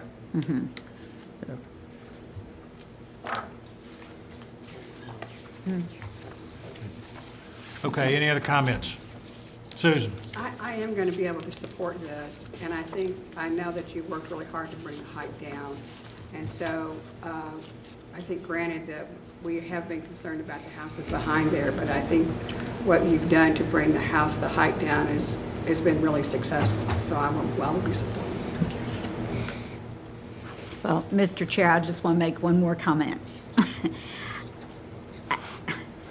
I think that it should be, that we've generally asked that height and known it of a neighboring house. So, just want to say that. Okay. Any other comments? Then all in favor of the motion to approve, please raise your hand. And Mary's opposed. Thank you. Okay. We're done. Thank you. Thank you, Chad. Your comment is noted. Well, I believe, Mr. Chair, in the city of Franklin's underlying ordinances, that there is a rule that it can only be so much difference, but It is based on block face. block face. It is based on block face. And so that wouldn't be considered part of this Correct. environment. Correct. And I've had an issue with that before, so that's my personal issue. Okay. We're on to the next one. Item 9 is construction of fencing at 900 Fair Street. Stephen Scott, applicant. The applicant is requesting a certificate of appropriateness for the placement of fencing along the front property line of 900 Fair Street. Forgive me, these pages are not all oriented the same. So here's 900 Fair Street. I think we're all familiar with the home. The proposal is to add a fence along the property line behind the shrubs from the property line to the sidewalk, have a gate at the sidewalk, and then run the fence to the location of the driveway. You see the driveway over here, where it will stop, and no gate at the driveway. The applicant appeared before the DRC in 2019, so that was before COVID. I think COVID slowed some things down a little bit. But the request was to do a little more research and come back, so the applicant has done that. The proposed fence is proposed to be a black wrought iron with a round stock in a hoop and arrow kind of style. The applicant has actually brought a physical sample, so he got that in. It's not a weapon, I promise. So he can show that to you so that you can get a better sense of what that is.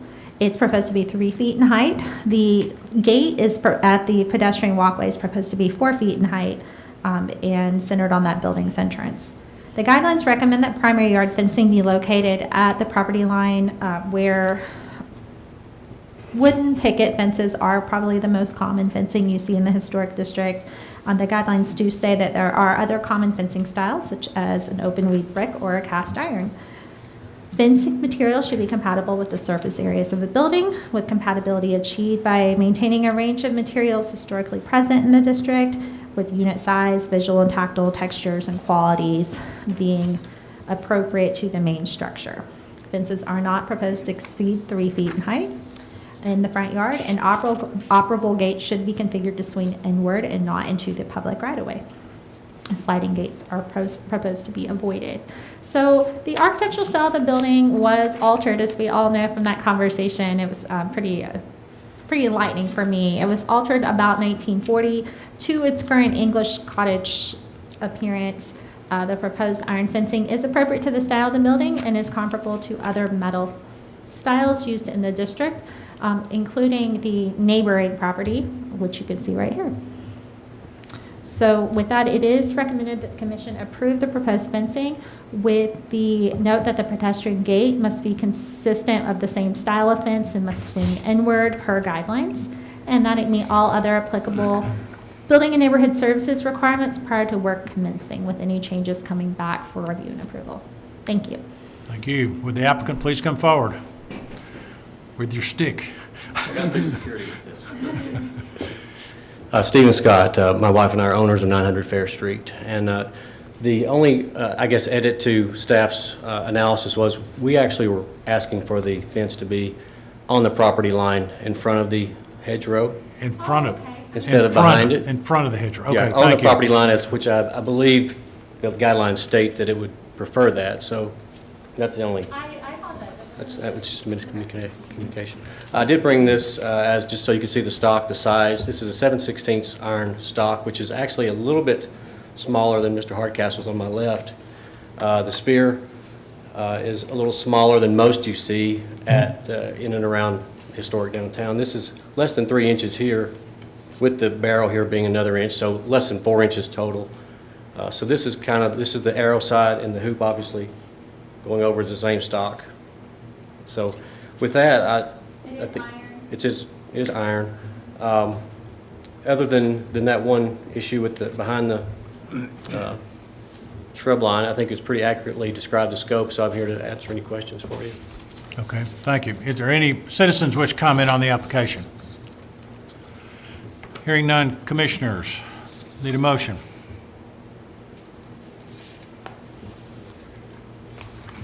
Kathy? I motion for certificate of appropriateness with the staff conditions. There's a second to that. I'll second. Thank you, Brian. Questions, discussion? Do we need to make an amendment that it be on the property line? I don't, I don't think so. I'm going to look through this really quickly, make sure I didn't misread anything. It's probably correct in the application, I just misread it. No, it's not noted. Okay. But it's not. Along the front property It's line. along the front property line, so that, I believe that's accurate, and we can Okay. go forward as presented. Okay. Believe it or not, that sketch is not from an architect. I did that myself. Looks great. Looks great. it's fine. And you understand about the gate needing to swing inward? Yes, sir. Okay. Other comments? I do think the new city hall will have metal detectors. Okay. Glad you're doing this now. Noted. Okay. Ready to vote. All in favor of the motion, please say aye. Aye. Tricked you. That was a trick. Was. Thank you so much. All right, thank you very much. Thanks for staying with us. Bring in the sample. All right, our next item is consideration of alterations, window placement, siding replacement, roof line modification at 319 South Margin Street. Donna Johnson, applicant. Thank you, Mr. Chair. The applicant is requesting a series of alterations at the property. Excuse me, I have a recent photo shown on the screen provided by the applicant. The modifications to the property include the replacement of windows throughout the building with the exception of the sunroom. The replacement of synthetic and wood siding throughout the building with cementitious siding, or if cementitious siding is not supported by the commission, with wood. the construction of a gabled roof element over the front entrance, and the placement of a railing at the entrance stoop. Work began taking place on the property on May 11th, at which time staff issued a stop work order. And currently, there are several windows that have been removed from the building. The only remaining ones on the historic portion of the building are on the right elevation. Siding has been removed from large sections of the rear areas of the building, and the framing for the gabled roof element, it has already began. So here's the previous conditions. There are the windows before they were removed. These are historic windows of wood and have rope still intact in many of those, according to the applicant. Here is the awning proposed. I'm moving toward a photograph of that now that the applicant sent, and I can pull those up if needed, but it just shows that there is a gabled form constructed and already framed above the door. This is an example that the applicant is using for stylistic assistance. You can see this is the right elevation. There are existing windows there. They are still in place. The applicant's indicating she would like to replace the windows that have already been removed with wood on the front. The specifications have not been provided.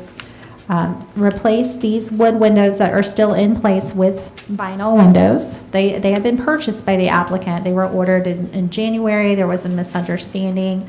So the applicant has those windows ready to place here if permitted to do so. The applicant would like to put vinyl windows on the left side as well, where windows have already been removed, and would like to put vinyl on the rear elevations with the exception of the sunroom. You can see photographs here. This is the back of the building. There are sections where siding has been removed. It's largely synthetic, but I did advise the applicant that you can pull up a corner of the bottom to see if there's wood underneath. I think, and so they would like to put a more appropriate siding, whether it's cementitious or wood, back in place of the synthetic. On the sides of the house that are visible from the street, you can see this accessory structure as a vantage point. You can see there is some wood still remaining underneath the synthetic siding. I don't have any photographs any more than what you see here. It appears that some of this may be in good shape and could be provided as well of the building. Several years ago, you see it's a different color. There is an iron railing here, and the applicant would like to add the railing back to the stoop. I'll go back to previous conditions. You can see there is a concrete stoop with no railing. So they would like to add that back.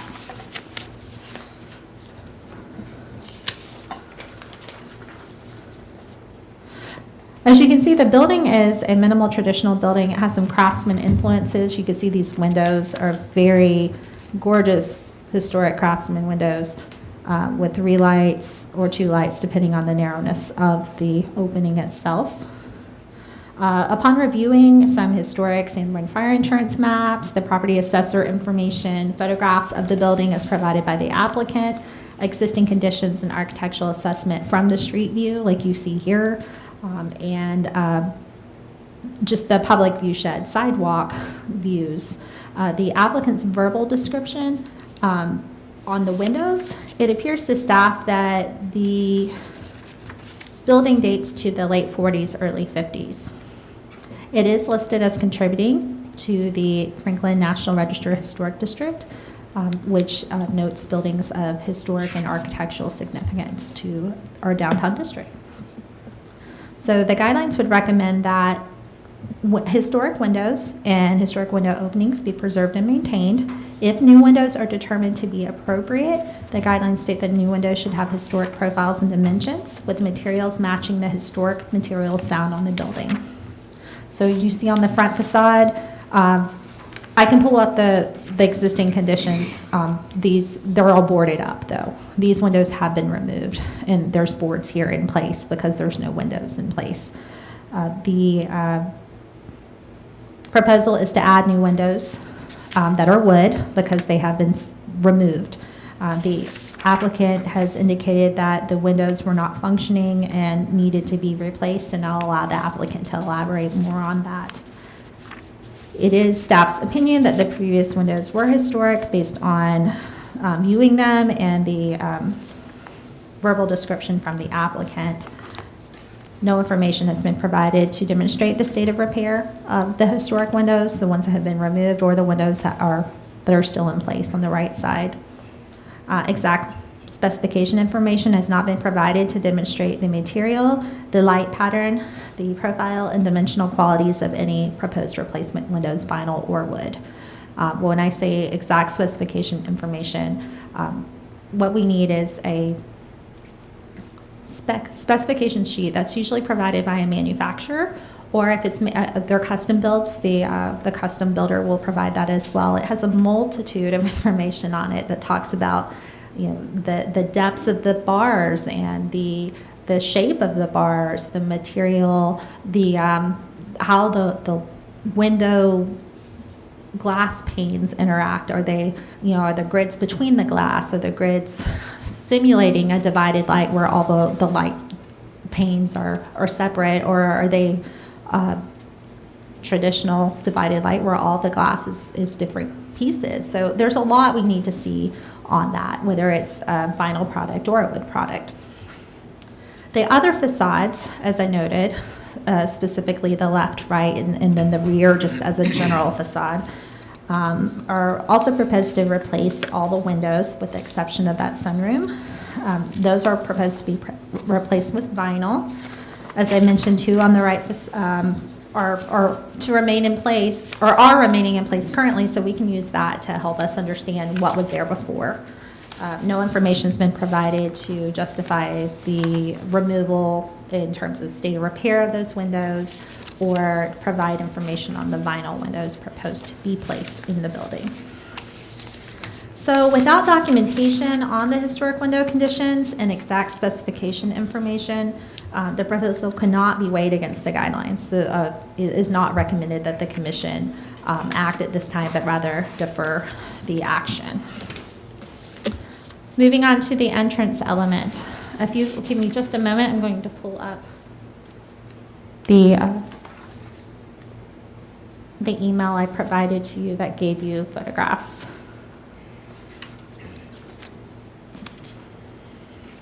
It'd be easier to reference.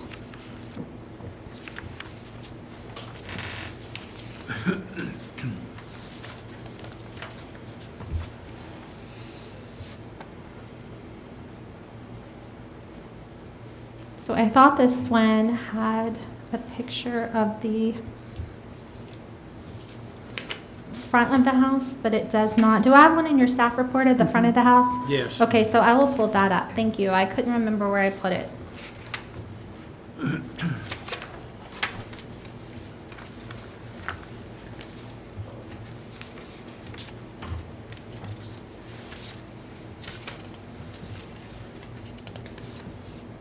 It's in your staff report, or is it in the applicant's middle? Amanda. No, what it looks like currently, the house looks like currently. Okay, so you don't have that. You don't have a picture of the framed out. No. So No. I don't have that in here, and I'm not sure, I thought I put that in here, but what I wanted to share was the existing condition. So, I've seen so it has been framed out. I'm sure some of you have seen it Yes, on the roadway. regularly. Okay. So Yes. the guidelines state that original entrance elements should be preserved and maintained. And because roof shape and materials contribute to a building style and to the historic character of a building, roofing sections on main or other visible elevations should not be altered. Historically, a minimal traditional style like this one is going to have a compact rectangular plan. And you see these types of homes very commonly in downtown. Though some will have a projecting facade element at an entrance, this one does not appear that it ever had one historically. So the guidelines would not support the alteration as proposed. Additionally, the applicant is using inspirational photograph for what appears to be more of a cottage style home. Let me see that here. And minimal traditional, by its very name, indicates that it is a very minimal architectural style. There are restrained colonial revival, even Tudor revival, craftsman detailing that tend to be present on minimal traditional buildings.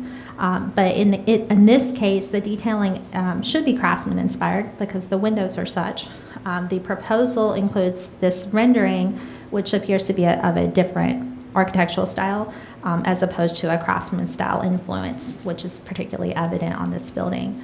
We don't have a drawing that shows what the intent of the element is proposed to look like, other than just this photograph. And so using this photograph, it would imply to me that the architectural style is not in keeping with the architectural style of the house. The guidelines would further recommend against altering the roof line as it was historically. So with siding replacement, I do have some photos of the siding elements. The guidelines do support removing synthetic siding, and it is clear by investigations by the applicant that wood does remain on some side elevations, though not throughout, which is common. You see that there's some places where all the wood has been stripped before the synthetic's put on. There are places where synthetic has more or less encapsulated the wood, and you have both on this building. It is definitely supported to remove synthetic siding to restore a building's original appearance with its original siding materials. The use of a cement board siding may be appropriate for replacement of deteriorated elements or missing elements on a rear elevation, but it's not supported to be placed on front or side facades of the original portion of the building where there's visibility from the street view. The preservation and maintenance of any remaining wood siding, especially on the front and side facades, is recommended, with deteriorated areas recommended to match the original in material, profile, and design. The replacement is recommended to only severely deteriorated areas, and in no case should removal amount to a quarter of the facade percentage itself. So our typical rule of thumb as a commission is that if there is a lot of deterioration, that the deteriorated areas are replaced, but the original is maintained, and we try to keep 75% of that facade intact, even if places have to be, some wood here or there is relocated to certain parts. As for the railing, there is some evidence that shows that the railing was there, certainly, and photographic documentation is really, really important to moving forward with restoration of buildings. It's not clear, however, that this is an original railing, and it's not likely, based on the age and architectural style of this building, that this was an original railing. A railing could be supported. The guidelines would recommend that wood be used for porch or stair rails in lieu of a wrought iron or other metal, and that a simple rail design should be used, and if not wood, or if it's wood, to use square balusters. So in this case, based on the architectural style of the building and the presumed age, it's likely that it did have a rail and that it was wood. So it is recommended that the commission allow the applicant to move forward with presenting something at a later date that shows what that rail would look like, with the idea that a rail could be supported.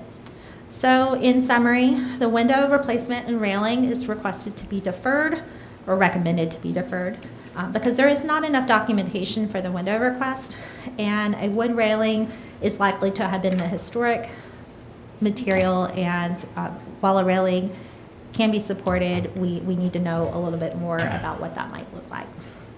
For the entrance alteration above the entrance, the guidelines recommend denial, and staff must recommend denial because it does alter a historic roof line. For the siding replacement, it's recommended the commission approve it with the conditions that any existing wood be preserved and maintained, and if only there are severely deteriorated areas, wood removal be supported. That the applicant would work with staff to review and approve any sort of removal and replacement in light of the guidelines that I mentioned. And that be a condition. And that the applicant may use smooth cement board siding on the rear elevation of the original portion of the house, as well as all of the remaining rear facades. But that would be remaining on the front facade, the left facade, and the right facade on that original portion, as you see from the street. Thank you. Would the applicant please come to the podium?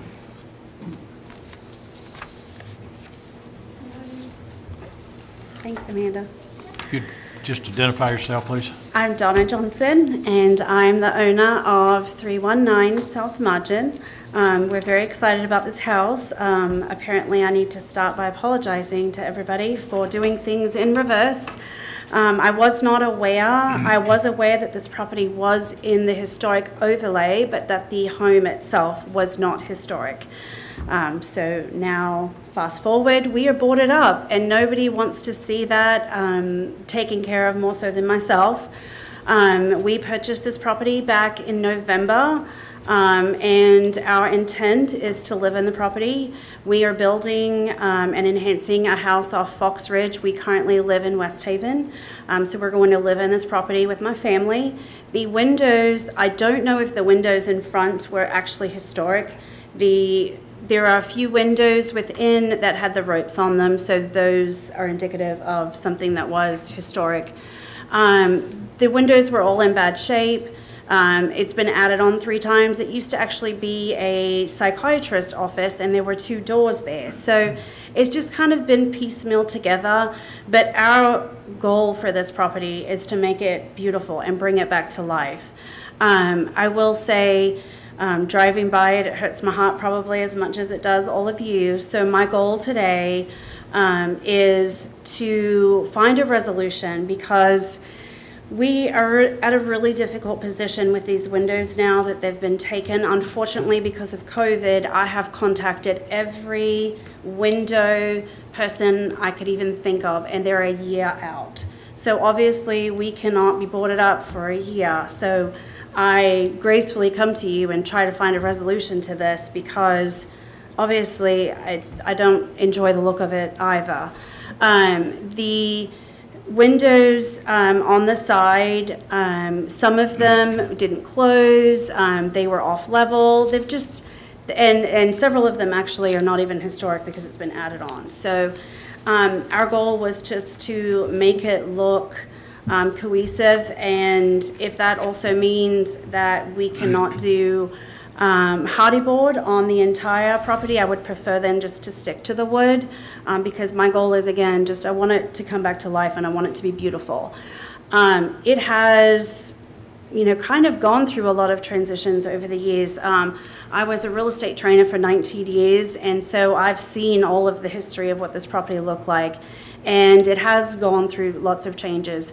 And again, my goal is just to bring it back to its beauty. So knowing that it's boarded up at the moment, I also would love some ideas on how to move forward. And even if that is, we put vinyl in the front for now, and I will give you the receipt for the wood windows that will arrive in an entire year from now. I think that all of those things are better than it sitting in its current state. And I've contacted people today to see if I can get them handmade. I don't even know what to do, but the existing windows, unfortunately, are in window heaven, and I've tried to get those back. I wish I could go back, but I can't. So I'm hoping that we can all work together to figure out a resolution to make it pretty again. Okay, are there any citizens which comment on this application? Hearing none, I want to do these in 3 pieces. The window replacement and railing is 1, the entrance alteration is 2, and then the siding replacement is 3. So let's talk about the window replacing and railing. I have a quick question, if I may, Mr. Chair, on the windows. When you say they're in window heaven, what do you mean? Are they no longer at the property? They were just taken down and scrapped? They were in the dumpster, right? In the dumpster. If they were in the dumpster, I would have gone in to get them at this point, but The dumpster's gone, so They were taken away by the people that were going to install the new windows, yes. Okay, so repair is no longer an option? No, We need a unfortunately. motion to discuss. yeah, Mr. Chair. we do. He just was had a asking a question. question. That's Yeah, integral to my go ahead. motion here. Get a So- motion then, Brian. Mr. Chair, I move to defer review of a certificate of appropriateness for the windows and railing, for the windows, and railing replacement proposal based on staff analysis and recommendation dated June the 13th, 2022. All right. Just the window Yes, so that's the first motion. and the railing? Let's do window only. All right, window only, defer window, okay. May I say something? No, wait a minute. Oh, no, We'll, no, we'll, what? we'll ask you here in Okay, just a minute. sure. Let's- All right, is there a second to that motion? I'll second. Mary? All right, discussion on the commission, and you can ask the applicant if you need to for something. I do have a question. So the windows that are on the sides, and I guess the rear, are they still the original windows? So not on one of the sides. The rest of the property are the original windows, including the addition. So that back area is all, we're keeping all of those. The ones in the back are still existing, so the side and the front have been removed. So the side, so you have the side that faces Third Avenue. Yep. And then you have the side that faces Fourth. So both sides have been removed, the front and both sides? No, just the front and the side to the left. So that's. Third Avenue side. Yes. Okay.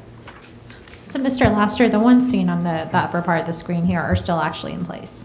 These two windows are in place. I believe this one might be in place as well. It is. Okay, so these three windows are still there. And the reason I defer is that we always defer to the next voting meeting, which would be in July. And then we can ask the applicant to come before the design review committee, where we can have a further discussion about it. And I think that's the reason we hopefully have a deferral. So that was my intent for the deferral. All right, other comments? So this is a deferral to the July 11th meeting. Yeah, I would say Voting. that this is a difficult situation, obviously. I don't know that I would ever recommend any vinyl windows on any facade in the historic district. I don't even know what the guidelines say, but just me speaking, I would just say no. And I understand you need something in those holes for now. I would encourage you to keep looking for manufacturers. I deal with them every day, and I know of some that I can't name that are 16 weeks out, that are just in Kentucky, but I can't give you names from here. But there's some other manufacturers who make all wood windows that are 16 to 20 weeks out. I know that for sure. And there are several local millworks, Yeah. that you could contact a millwork company and ask them. They might actually be able to have a turnaround faster than a year. Right. I'm sorry, am I allowed to respond? No, you're fine. Thank you, sorry. I'm happy to do anything at this stage. Obviously, let's just say I could find somebody that's 20 weeks. Amanda was gracious enough to give me some contacts, and they were January of next year.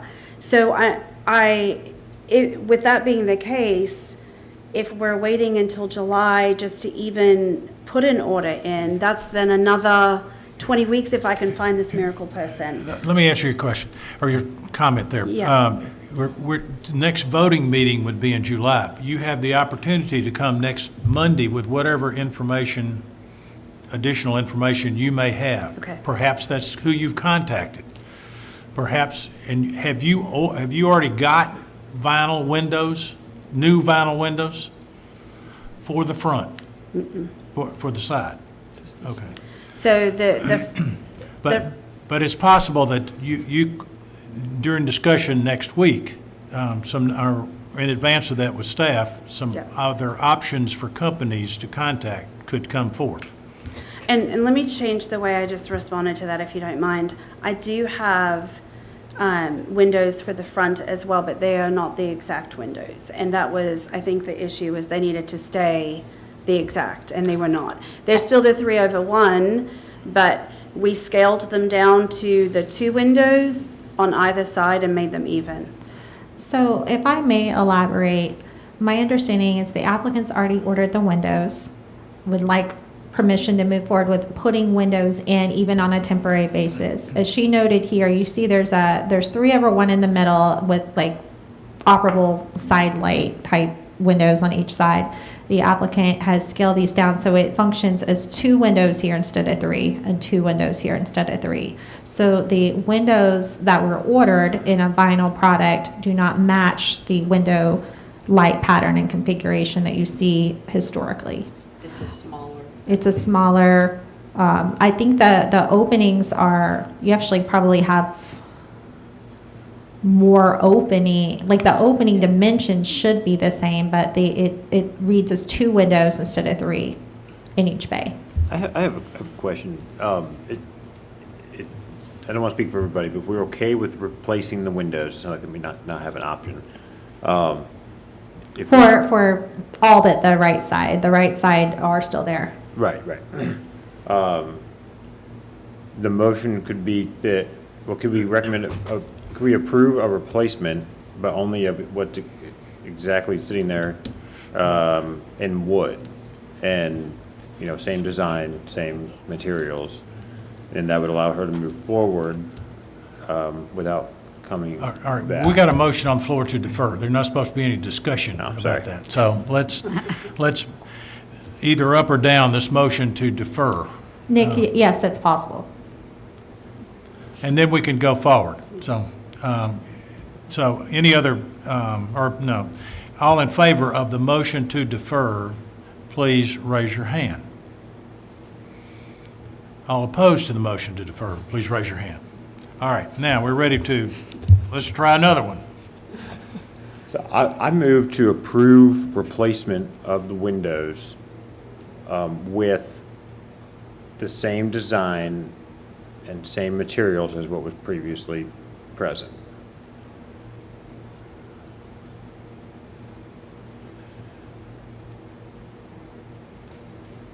And would that just be on those 3 facades that you On see? the front. Front, On the front windows. the right? front, and the left? Side. The missing. Correct. The missing. The ones that have been removed as of And, today. And what material, again, with what Wood. materials? Wood Yeah. windows. Wood. Wood. Wood and a design to match, she said. And I will second that, Mr. Chair. And, All right, we have discussion now, Mary. okay, I would like for those windows to come back to staff for review and approval. The spec, the specifications for the windows. Yes. Which is typically a standard Yeah. condition Right, anyways. but we don't have a written That's right. on this. That's right, yeah.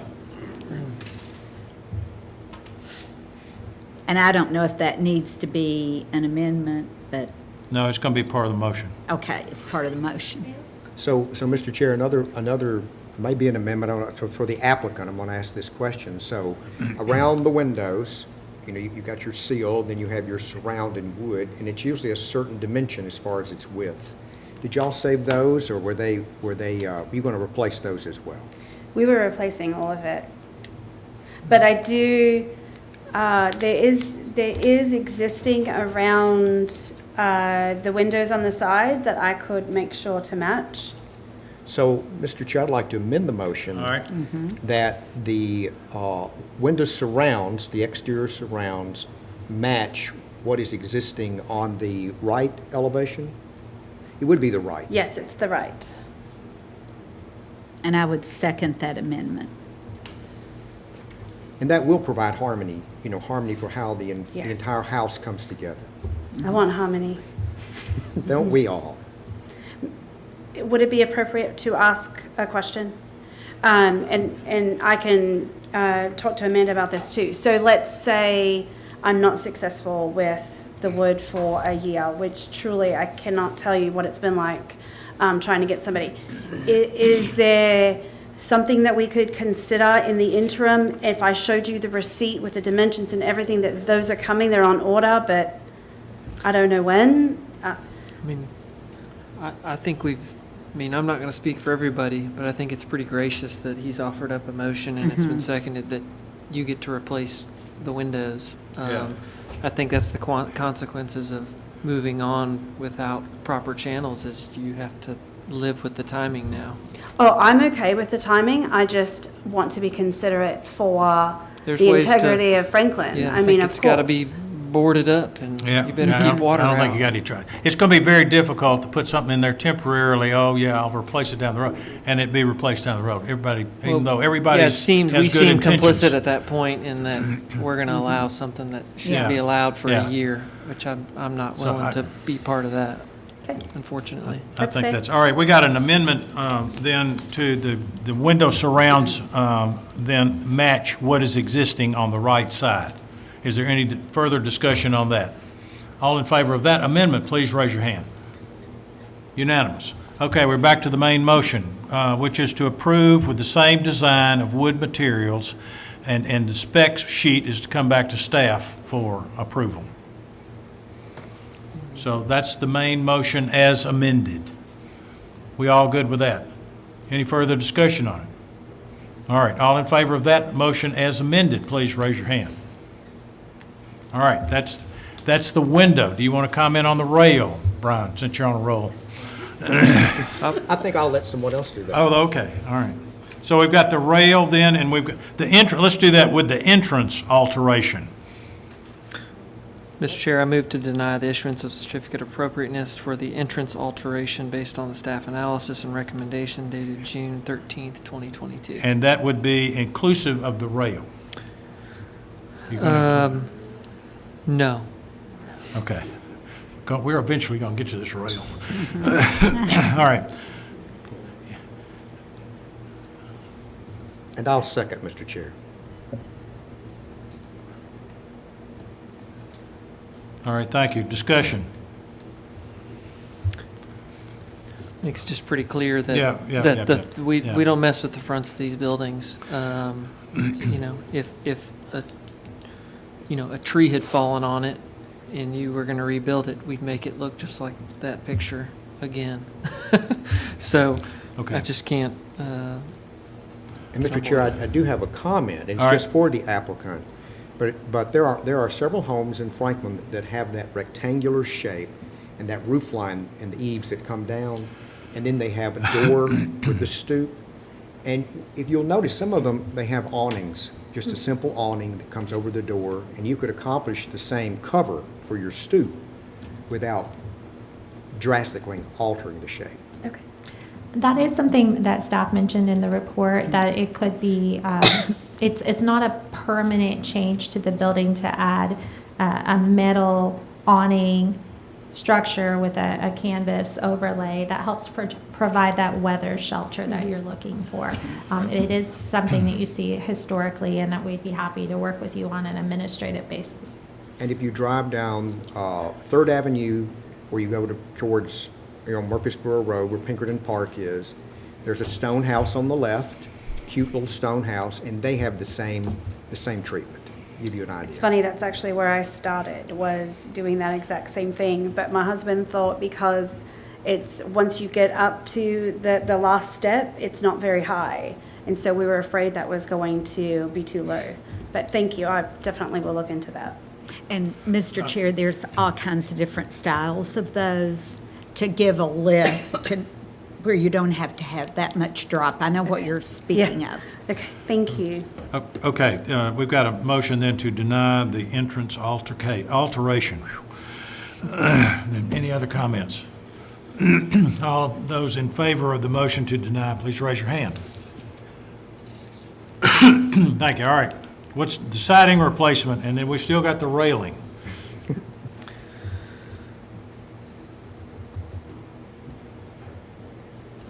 Don't be silent. Are we able to, I mean, I don't think you're allowed to discuss after a deferral motion, but I'm wondering if we defer it, can they just work with staff? Are you looking for us to give a recommendation of sorts? On what? Obviously, there was something there, just the rail. So the recommendation from staff is to approve that the conditions staff mentioned. I would Okay. encourage you to look at those conditions and see if that kind of meets the intent of what you're talking about. Because On it the says here siding. to defer review Rail, no, next it's to talking about the rail. rail. Rail, we're on Oh, I thought you were I talking about thought the we were on the siding. siding. We hadn't done rail yet. We haven't done No. no, we hadn't done the No. rail, but let's do the siding and then siding. save the Okay. rail for the last. Oh, Well, my comment still stands on the Yeah. siding. I don't want to forget that rail. Okay, I move to approve the removal of the synthetic siding and the judicious repair and replacement of the wood with staff comments as outlined in the staff comments. It's So are very you- detailed. Is that inclusive of wood or hardy board? Yes, sir. Well, for the wood, she said, the applicant said wood, so I'll just go with wood. Yeah. What she said in the report, it said hardy would be the preferred, but if we needed it to be wood, she'd make it wood. Well, Oh, okay. But the motion that That Ms. she Pierce made did. is based on staff's comments, which is And to you do can what? have the hardy plank on the back. Yes, ma'am. Okay. And then you would have wood on the front and two sides. I second that, Thank I you. think. You're just trying to get to the rail.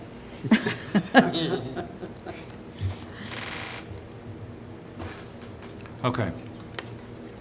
Is there, and somebody said second, Tyler said second, okay. Any further discussion? I do have a question. So this photograph that shows the house, the house wrap that goes underneath the siding, how much of that do you have? I mean, it's just in that corner. Was there vinyl siding there before? Do you, There was vinyl siding on that whole back part. There was nothing, there was no wood underneath there. okay.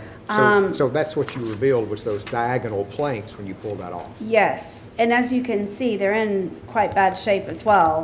You can actually see through the entire house from back there. And, you know, if we want to do wood, I will do wood the whole way around. I want to protect the integrity of it as well. I'd prefer to have it one material than a whole bunch of different pieces, but the back is in pretty bad shape. It almost looks like there was some sort of fire back there. Could have been. Yeah, That could be. yeah. I think it would look best to be all wood, the most authentic, but Yeah. there's cost Okay, ramifications do to you want that. to make, so- you want to just go back and make it all wood before we go too much further? I think I'll stick where I am and let the applicant and staff work it out. Okay, that's fine. So right now, the motion is that the siding replacement based on staff comments. All right, any other discussion on that? All in favor of that, please raise your hand. Unanimous. All right.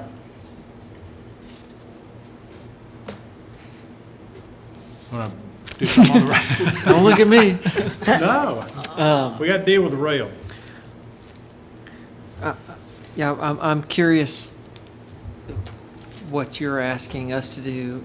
The rail, we know there was something there, probably not original. Right, It's not it appears to required by be more of a code. 60s and 70s railing. There was one there. We don't know if it was there historically, but because there was one there, staff understands the request and thinks it would be appropriate to add one, but to not approve what was there and not likely original. So if And- the applicant wanted to come back with a wood railing that we saw the design of, that we could review in light of the guidelines, that could be supported. And for Mr. Tosh, this, I mean, it's 2 steps up, so there's no requirement for a railing. But if they wanted just a handrail, and you don't need a guardrail. But A if you- guardrail would not, it doesn't appear, and Mr. Tosh, it's on the screen, it doesn't appear a guardrail's required, though there was one at some point in time. We just don't know that it was there historically. I don't know. I'll move to defer the rail to the July meeting. And I second that. Sounds like we have a lot of questions, explorations. The immediacy of the rail is not quite there, so, You know, we'd love to see what you Yeah. want to do. yeah. Just Absolutely. I present it. actually, because it was there, I thought I would bring it back. So I will Drawing of some absolutely sort. look Okay, but forward. some kind of drawing, picture, whatever. Yeah. And we can go over that at design review, and then And you bring it back to vote in July. Mr. Chair, I think I remember when that railing went up, so I don't think it's So you're historic. seconding this motion to defer, is that what I heard? Yes. Mhm. I am. All right, And then I'll be making a motion she's for a thirding, break. so She's I already thirding it. seconded. Thirding it, yes, I'm thirding it. all right. Then it's a motion to defer, so no other discussion. Is there all in favor of the motion to defer, please raise your hand. Unanimous. All right, done. Okay, so Ms. Johnson, when they refer to Design Review Committee, I know I haven't spoken to you about that specifically. It is an informal meeting that the members of this commission hold monthly to have more in-depth discussion. So that is on Monday at 4 o'clock. I'll be in touch with you. We'll put you on the agenda, and if you can come, we'll talk a little bit more about what we can present. Sure. Thank you so much. Thank you all very much for being Thank so you. gracious. Mr. Chair, can we take a 5-minute break, please? Is- Yes, ma'am. I don't think we need to vote on that. do we? Okay. Yes, so we will reconvene at 7:30. How about that? Thank you.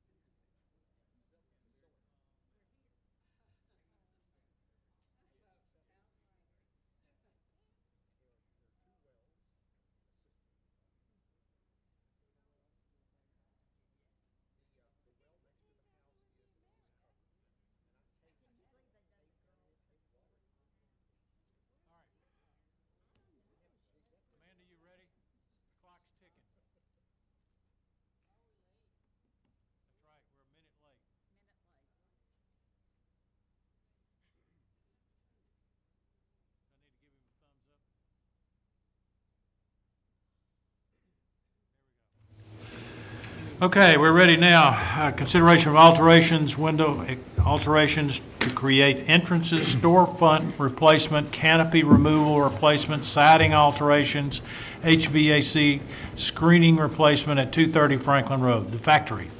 Luke Douglas, applicant. Thank you, Mr. Chair. The applicant is requesting a series of work on Building 13. Building 13, for your reference, is shown on the screen in this area. It largely fronts Liberty Pike. The west elevation fronts Franklin Road. The east elevation fronts Building 14, like faces toward the farmers market area, for reference. So I'll be brief.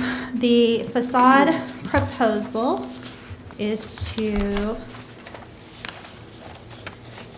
modify select openings. I'm trying to get my bearings. Just a moment.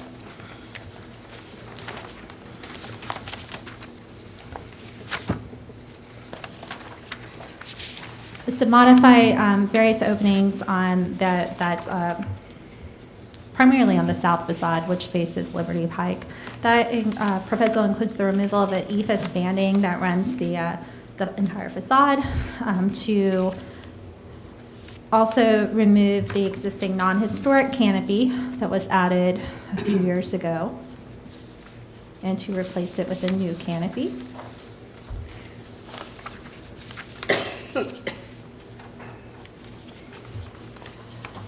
There it goes. It's lagging.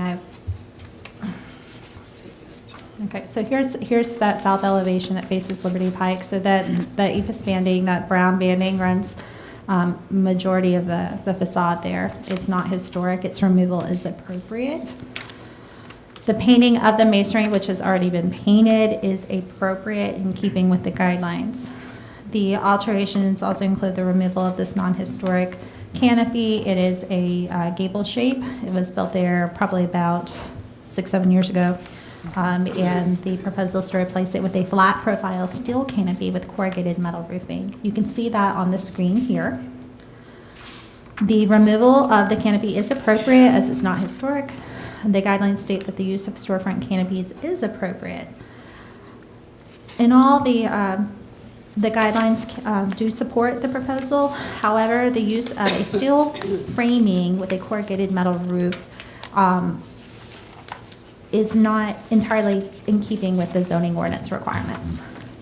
So the zoning ordinance requires that canopy post include a masonry base. So I'm going to go to the profile.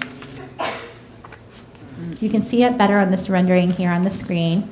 This is page 6. You see the proposed. There are several posts. These are just steel posts. The zoning ordinances require that all posts for a canopy have a masonry base. It doesn't specify how tall that masonry base needs to be, but the zoning ordinance must be adhered to. So the Historic Zoning Commission could not approve a canopy here as shown without alterations to it in order to be eligible for a building permit. So I wanted to bring that to your attention because an alteration would be required, it would have to go back to historic zoning, so I'd rather us just discuss it this evening. Because a masonry base is required, it would be recommended that those alterations include a masonry that's complementary to the materials on the site, which could be brick, not recommended to be stone. The other facade alterations here include the replacement of the existing storefront that's under the canopy. It's a raw anodized storefront. It is in keeping with the alterations that have been proposed on different buildings here in the last couple of months. It is appropriate to replace that non-historic aluminum storefront with one that better matches the detailing of the historic windows. The proposal also includes the replacement of the existing corrugated HVAC screening with a rooftop, on the rooftop with a corrugated metal screen. So you can see in this area here, this is all on the roof. This is a one-story element. It is a very It's an older HVAC screen. It is a raw steel color. The applicant would like to replace it with one that is the same corrugated metal, but it's a black metal, so it disappears more. The design guidelines do state that utilities should be placed on rear elevations or otherwise out of view from the main street, and visibility should be further screened through landscaping or fencing. The proposal to replace the existing roof-mounted system screening with a new screening is appropriate. And this screening type, while it would not be appropriate in every circumstance, is appropriate to the industrial context of this property.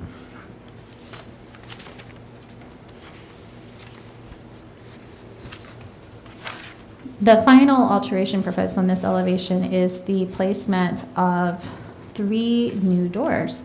So you can see on this screen, the bottom elevation, there's door number 1, door number 2, door number 3. They are proposed to be placed within existing window locations. The analysis I can provide is that the guidelines recommend the preservation and maintenance of original windows, opening dimensions, and details, and further do not recommend alteration of original window openings in any way. The Historic Zoning Commission has reviewed several facades for the subject property.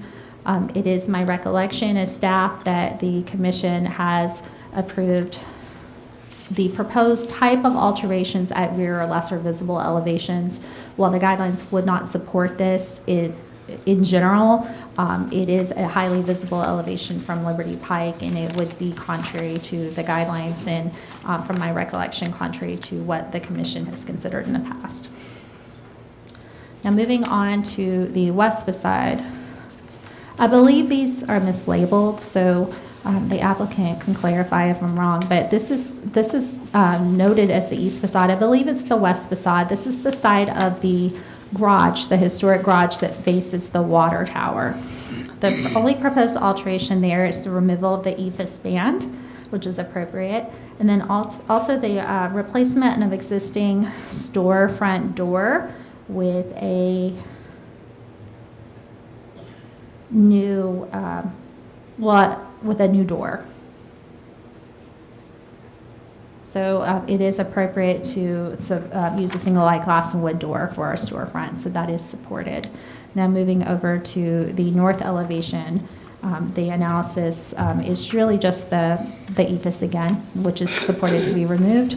On the east elevation here in this last set here, the space is towards the farmers market area, toward building 14. The proposal is to, again, replace that corrugated HVAC with a new screen, which is supported. And the proposal also includes the placement of a new storefront door within an existing opening. So you can see there's an existing door there. The site visit folks did see that, and it is supported to use a single light glass and wood door or metal door as well. So the proposal has been divided into 2 motions. Staff recommends that the commission deny the proposed window alterations on the south facade because the guidelines do not support alterations to original windows, opening dimensions, or details. If issued a COA, it must meet all the requirements of the Building and Neighborhood Services Department and the city in general prior to work commencing. The remainder of the proposal is recommended to approve with the exception of the window alterations on the south facade, with the conditions that the canopy have a masonry base installed. As such, the applicant must modify that plan set to include brick at the bases of each column because that is the masonry material most appropriate to this context, and submit it to the preservation planner or the commission for review and approval prior to issuance of a permit. I would also encourage that if you have concerns about the masonry base, that you may choose to address that in your motion as to what you would like that to look like, how tall, or choose to defer it if you'd like additional information. All the new storefront materials must be fit within the existing openings and their profiles, colors, and materials be selected to match those that are similar to the existing historic windows. Thank you. Okay, would the applicant please come forward?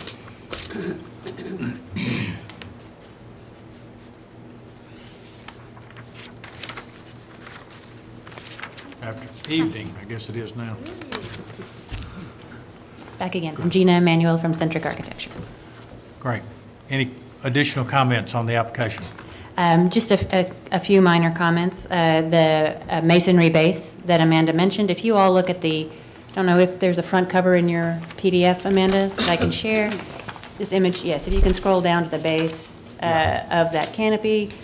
I think if we were to do a masonry base, we would like to do something like this. It's present on all of the canopy structures around the factory, including that one at Building 8 that was the conveyor that we've all decided to keep. So we would like to do something more in keeping with that. We are happy to do that. Okay, that sounds good. Anything else? I'm happy to answer any questions about those door openings on the Liberty Pike side. That is the side that is very similar to what we've done around the other buildings. The tenants in that building, there will be 3 tenants, which is why you see 3 doors, and that is in keeping with what we've done on the other buildings. I will also say those are recessed down, so they're less visible than in other places as well. But that is for some restaurant tenants that we want to have outdoor access. Okay, I've got one public speaker card, James Andrew Blair, if you'd like to come make some comments on this application. Welcome. Thank you. I'll try to be as brief as I can, since I know it's been a long night. But I'll just kind of have a little prepared statement, so I just wanted to say good evening. My name is James Andrew Blair, and I live in Nashville, Tennessee, though I'm a native of Williamson County, and I will strive to be as brief as I can, and just so bear with me for a couple minutes. I first want to say that I'm speaking in support of the proposed plans and changes to the factory, and do have recommendations to offer. I also want to thank all the commissioners for volunteering their time to preserve and protect the wonderful city of historic Franklin. I also want to thank Holiday Properties, Centric Architecture, as well as the McCoy design teams for putting together some wonderful ideas and plans to preserve as much of the historic fabric as possible, but also making sure that the factory is a viable asset to this community for many decades to come. I've had a keen invested interest in the factory ever since I was a little boy. My great-grandfather was Mr. O.L. Dortch, the founder and president of the Dortch Stove Works, which was in existence from 1932 to 1955. As a historian and educator by trade, I'm particularly grateful that my great-grandfather, as well as grandfather Lawrence Dortch, saved all of my great-grandfather's business as well as personal correspondence in connection with the factory. There is a treasure trove of historic information on this great building and the company that is in both libraries, archives, and still in my family's hands today. I'm deeply grateful to Mr. Calvin Lehue, who I got to know many years ago, as well as the City of Franklin for saving this important structure and water tower from demolition, as well as having it placed on the National Register of Historic Places in the 1990s. I'm also grateful to Holiday Properties for purchasing the factory, and I feel that the factory could not be in better hands for the future. It is my great hope and fervent wish that before the 100th anniversary of the building of the factory in 2029, a dedicated museum space could be found on the site to help preserve and tell the story of this great factory, its people, and the companies that called it home, from Allen Manufacturing to the Dortch Stove Works, Magic Chef to Jameson Bedding. My great-grandfather was a South-made man and industrialist who rose up from poverty with just an 8th grade education to become a highly successful businessman who made sure that the factory always employed as many local people as possible and that they were traded fairly and honestly. In purchasing the factory in 1932, he described it as one of the most modern and best-equipped factories in America. And for over the next 20 years, there would be hundreds of thousands of Royal coal and wood-burning stoves, as well as Pan American electric and gas ranges, heaters, produced right here in Franklin and Williamson County.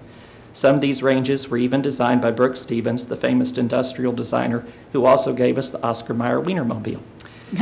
In keeping with that modern spirit, I hope that the factory will always keep its historic character, but also change and adapt with the times to continue to be a viable resource for the community. I'm excited that the historic signage with the Dortch Stove Works over the front entrance is being preserved, and I'm eager to find out how this will be done. I also know that to better fit with the times, that historic windows might need to be altered. And though much of the factory that my great-grandfather knew is long gone and changed, a vast majority of it still remains. In regards to the historic windows and the need to create new openings, I feel that the best option is to take out as little as possible of the original historic windows, and if portions that are being taken out, I hope that they will be repurposed and used where original window openings that are now bricked over are planned to be reopened by Holiday Properties, such as on building number 2. Or in the case of building 13, where on the second floor, There are new modern window openings in the center of what appear to be 4 historic windows, that these windows be restored using portions of the original window frames and glass from the new openings created down below, if that goes through. I know that this will be timely and costly, but though if the entire window cannot be saved, I would at least hope that a large portion of it could be, and the parts taken out are reused in another part of the building. It would be my worst fear that if the glass and frames are taken out and just thrown away without being preserved in some form, particularly if Building 2 on the plan, which was constructed by my great-grandfather in the late 1930s, is having some of its original windows openings restored, I'm also glad that the canopies over the entrances are being either removed or reimagined in this design proposal, and I hope that the signage and logos for the factory will carry a 1930s to 50s text logo design throughout to match the character of the buildings in a subtle way. Finally, it has almost been 90 years since my family purchased the factory, and it is my great hope that the factory will still be preserved and open and viable in another 90 years for generations to come. Thank you so much for your time and consideration. Thank you very much. Thank you. Thanks for coming. Okay. Gina, did you have anything else to add on this? Okay. Commissioners, let's have a motion on, and let's break this up into the south facade window alterations and then everything else. So let's deal with the south facade window alterations first.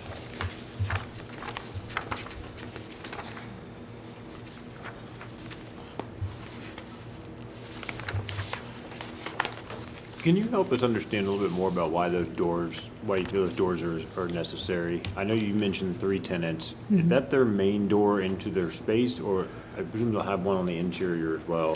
You will have to walk kind of all the way through the factory to get to it from the interior. So they will, one of these, I know that some of them will have an interior access, but it doesn't really get you access to the outdoors. So what we've kind of done on other portions of the factory as you kind of walk around is if we wanted, for instance, these are likely to be restaurant tenants, give them access to the outdoor space outside. So kind of turn it inside out instead of being more inward focused, take advantage of those outside spaces. So that's why we're trying to do that here.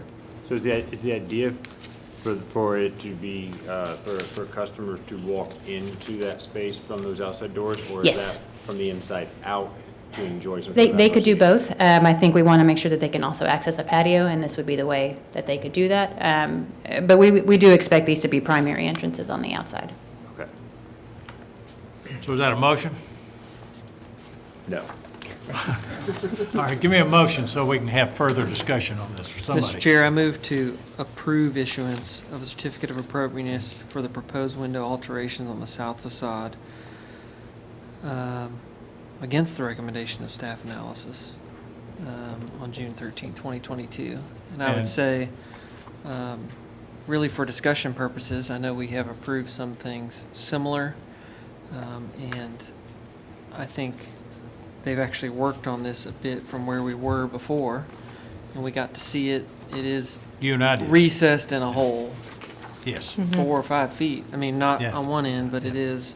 And then there's landscaping on top of that, and it's pretty far off the road. So while I always say it gives me heartburn to do this to old windows, I understand the need, and considering there's an immense amount of historic fabric, I'd be willing to concede some of that for some functionality. Very good. Is there a second to that? I'll second that. Thank you, Nick. All right, further discussion. Gina, I have a question too, on the proposed elevation. Have you dropped the baseline of those door entrances to the doors? Because when I look at the existing elevation, it looks like it's not quite as low. Only on the one side. So the side on the left, the floor is raised, and so we dropped it so that you could come in from the outside and come straight into the space. Okay. So that's why it happens only on the left side. So it's a change in elevation. There is a minor change in the ground elevation, yes. So it's And then- even lower. And then there'll It's be a lower. way to join the steps, I guess, or not. So the steps that go down, that, You can walk, let me see if I've got a photograph in here. There's a photograph on page 6 Yes. that shows it all the way through. And you can kind of walk all the way across, basically, That's right. at the grade. And that's our hope, is to sort of have that And be we a little did. more accessible, so.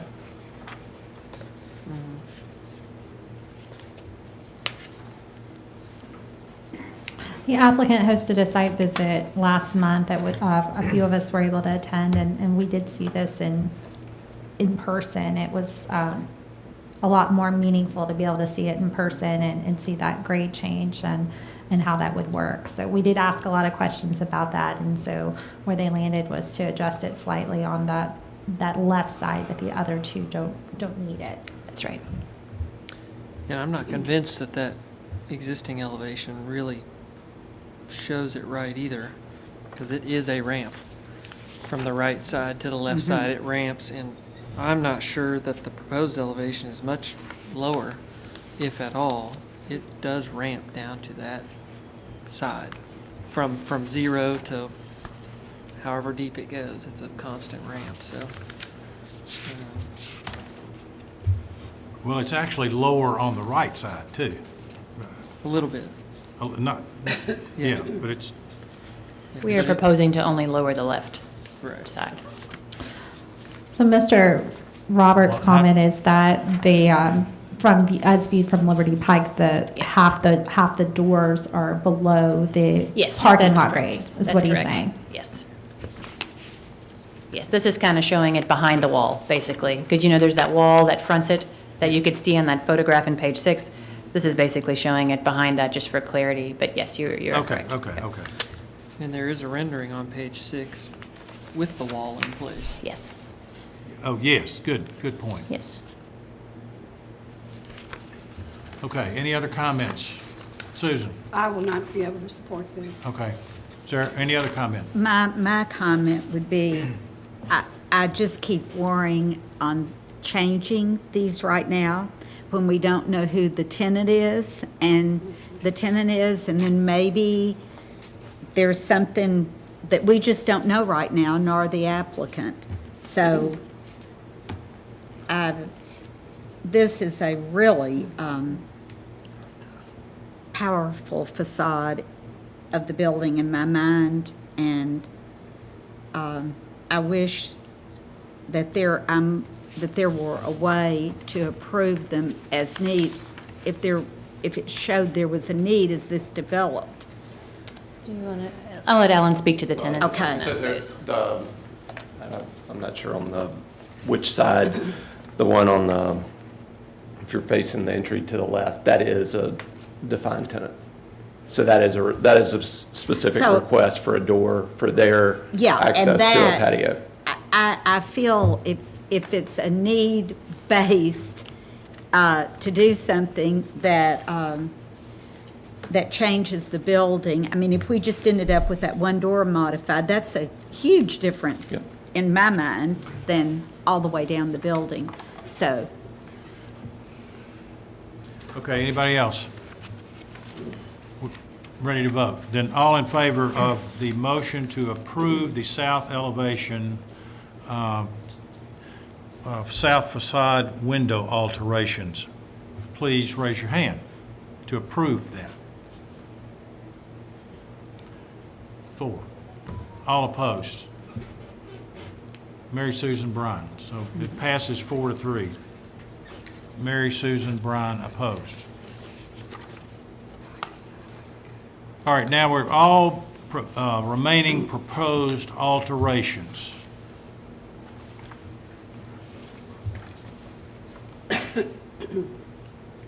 Is there a motion to approve? Mr. Chair, I move to approve with conditions a certificate of appropriateness for all proposed alterations, with the exception of the window alteration proposed at the south facade. I guess we've already taken We've care of already that. done that. Already done So that. you can scratch that. Don't part. rehash.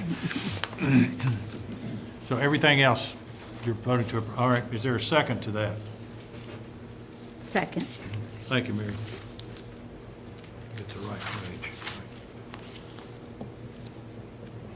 Any discussion? The only discussion I have on that is, and that's more for Mr. Tosh, is I was so excited about those round cement things going away on the canopies. And I'm trying to understand why you can't have metal all the way to, That's out of the zoning ordinance, that wouldn't be out of the building code. I mean, it would be possible. it's zoning, okay.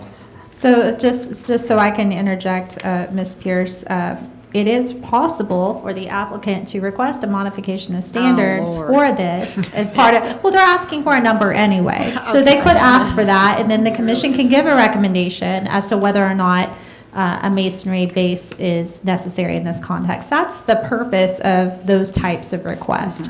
So if the applicant's so inclined, they can roll that into the number that they are proposing. I What I'd say too is the concrete tubes are not masonry. They're poured in place concrete. Masonry is stone, brick, concrete block, a modular, that's the definition of masonry. So I'm not sure that CMU or poured concrete meets the definition of I mean, masonry anyways. I don't know that. That's just my feedback. I agree. guess approve it this way, but if it could be something else, but my heart was dancing. I think the new entrances are sleek and go so well. We've seen some historic buildings that have like cut Indiana limestone bases, and some of them are this tall. They often taper a little to keep away from your leg, but that could be appropriate, and that is masonry. So we did look up in the ordinance just to ensure, I am not advocating one way or the other, but I am saying that the way it's written, that concrete, whether it's poured or not, could be supported as masonry. So the existing condition could be supported, the commission can support an alternative, or if the applicant chooses to move forward with just the request for the seal, that's perfectly appropriate as a modification of standards request as part of the overall development plan revision. Well, I would like to see the basis modified. I think it reads now as a piece of something that has rotted or deteriorated and had something stuck under it. And I think with all the work this applicant is doing, it's tragic. So do you want to make an amendment? Yeah, I'll make an amendment. And what do you want that amendment to say? That the masonry bases be not modified to be more in keeping with the sleek, straight nature of the canopy and come back to staff for approval. Well, what does that mean? Okay, it means that they'll be shorter. Okay. They will probably be square. They may be just a simple cut stone right at the bottom. Can we do this at the staff level, or would we need to come I back to would commission? recommend it be done at the staff level. So cut stone is what you're saying it needs to be? I'm not. Yeah. It could also be brick. That was just a simple base. Okay. If you all like this concrete stuff, I guess it could be that. Okay. That is just very minimal Sure.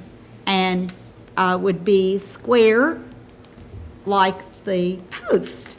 We're happy to do that. Okay. Okay. I just want to make sure that I meet the intent. To look more as designed, Okay. to read as designed. All right, so basis to be modified to be minimal, for example, concrete or cut stone, and for staff approval. Yes, sir. That's your amendment. All Yes, right. sir. Is there a second to Mary's amendment? I'll second that, Mr. Chair. Thank you, Brian. Any further discussion on the amendment?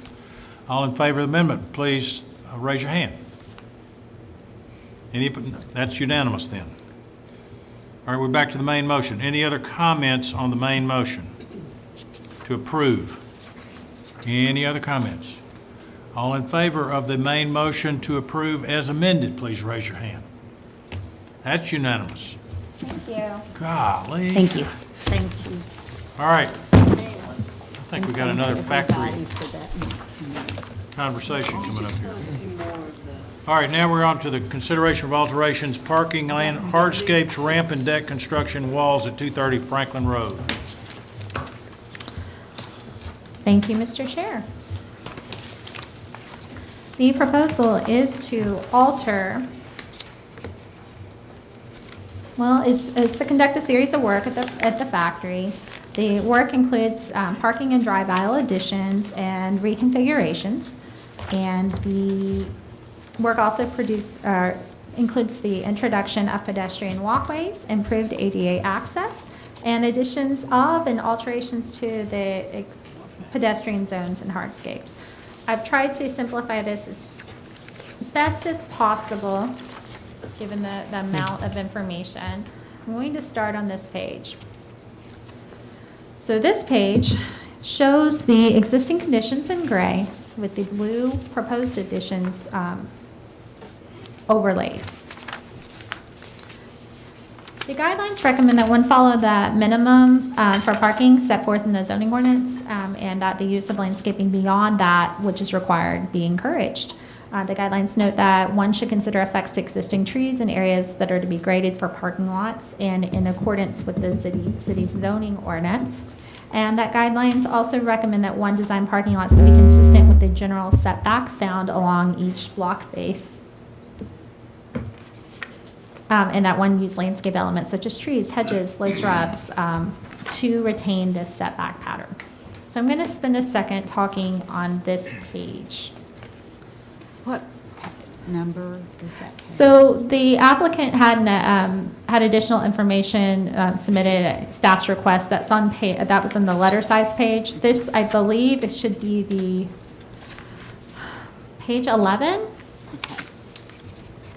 It might be page. Actually, I'm sorry. It's going to be page 3 of the large submittal. Okay. Okay. I combined everything. The proposal seeks approval for several parking and driving related alterations. Most of these alterations relate to vehicular circulation. A particular note are areas where additional parking hardscapes are proposed. We don't want to, as Historic Zoning Commission's staff, provide recommendations on circulation, certainly. That'll be something that'll be vetted by the city's departmental review team, which has the expertise to do that. But we do want to comment on the additional parking areas in those locations in relation to the historic resource. So at Franklin Road, identified as Franklin Road South in some of the documentation, an additional parking bay is proposed to be placed near the intersection adjacent to the public sidewalk that's under construction at this time. So if you see on the screen, you can see where that is. It's near that intersection. You see that blue bump out there. Right there on Franklin Road at Liberty.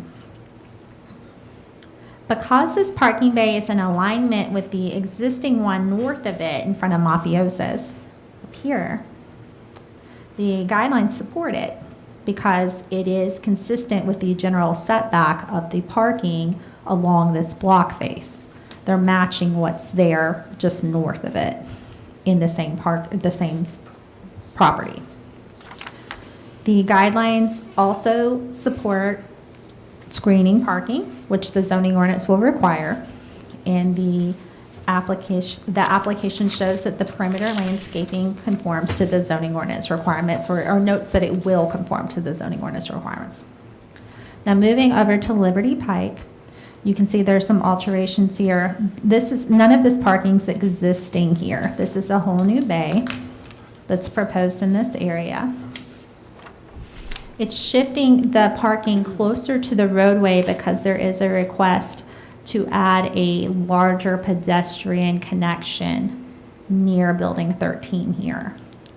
So when we were on the site visit, you can see this is a narrow sidewalk. They want to widen that and make some changes to the circulation to add some pedestrian connections from Liberty sidewalk to the factory buildings, and also add some landscape islands.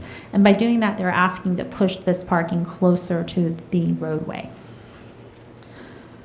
This is not in keeping with the recommendations of the design guidelines, because while the general parking setback is deeper in areas that are closer to Franklin Road and shallower as you get away from the intersection along Liberty Pike, it appears that the configuration brings the setback closer to the street than any existing condition on that block face. So it's not matching any existing condition. It appears it's coming closer to the street than any existing condition.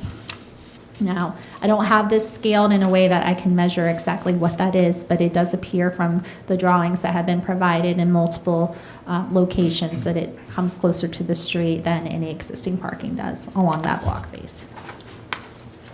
The guidelines also recommend considering the effects to existing trees and areas to be graded for parking lots. You may have noted in the plan that the applicant has called for the removal of several southern magnolia trees in order to achieve this, and some could be relocated. They've sought to try to do that, which is very, very good. The perimeter landscaping plan is noted to be in conformance with the zoning ordinance. So I do want to note that we do have some additional development plan revision requests that are going through the city that don't necessarily affect the Historic Zoning Commission, but as part of that, the parking count has been developed to meet the proposed uses in the whole building, and they are only in excess 17 spots. So they have met the proposed parking count plus 17. So if the parking as shown does not meet the intent of the design guidelines, but if the parking is to be eliminated, then they would not be able to park with the proposed uses that would need to be reevaluated.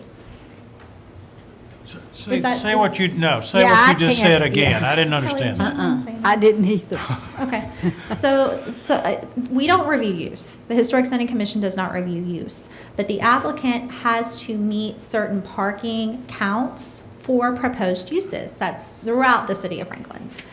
With the establishment of proposed uses, which include, additional square footage that you'll see at some point in time, and just changes to the interior from what's already there, or just keeping what's already there. The parking count has been determined to be a certain need, and it is staff's understanding that the applicant is seeking to meet that plus 17 spaces. So if the proposal this evening is denied by the Historic Zoning Commission to add this parking bay, it may be consequential to the proposed uses in the building and would have to be reevaluated. Okay. But strictly by the design guidelines, moving the parking closer to the street is exceeding the intent of those guidelines, just on Liberty Pike. Franklin Road is in keeping. All right, now, I want the applicant, at the time, to talk about that. Because Okay. I don't see where the plus 17 comes in when I review this information. Okay. Okay, moving forward, there is a request to add some pedestrian connectivity. You see that in this kind of red-brown color throughout. The guidelines recommend that new walkways and sidewalks follow historic patterns of alignment, configuration, width, and materials. And they also take historic trees in consideration. We want to support that any alterations of this type minimize changes in topography. And the proposal includes these connections. New connections are proposed at the internal drive aisle near the buildings, as well as connections to the public sidewalks. This one's under construction. This one is already constructed. The internal pedestrian area consists of some saw-cut concrete. Let me move ahead.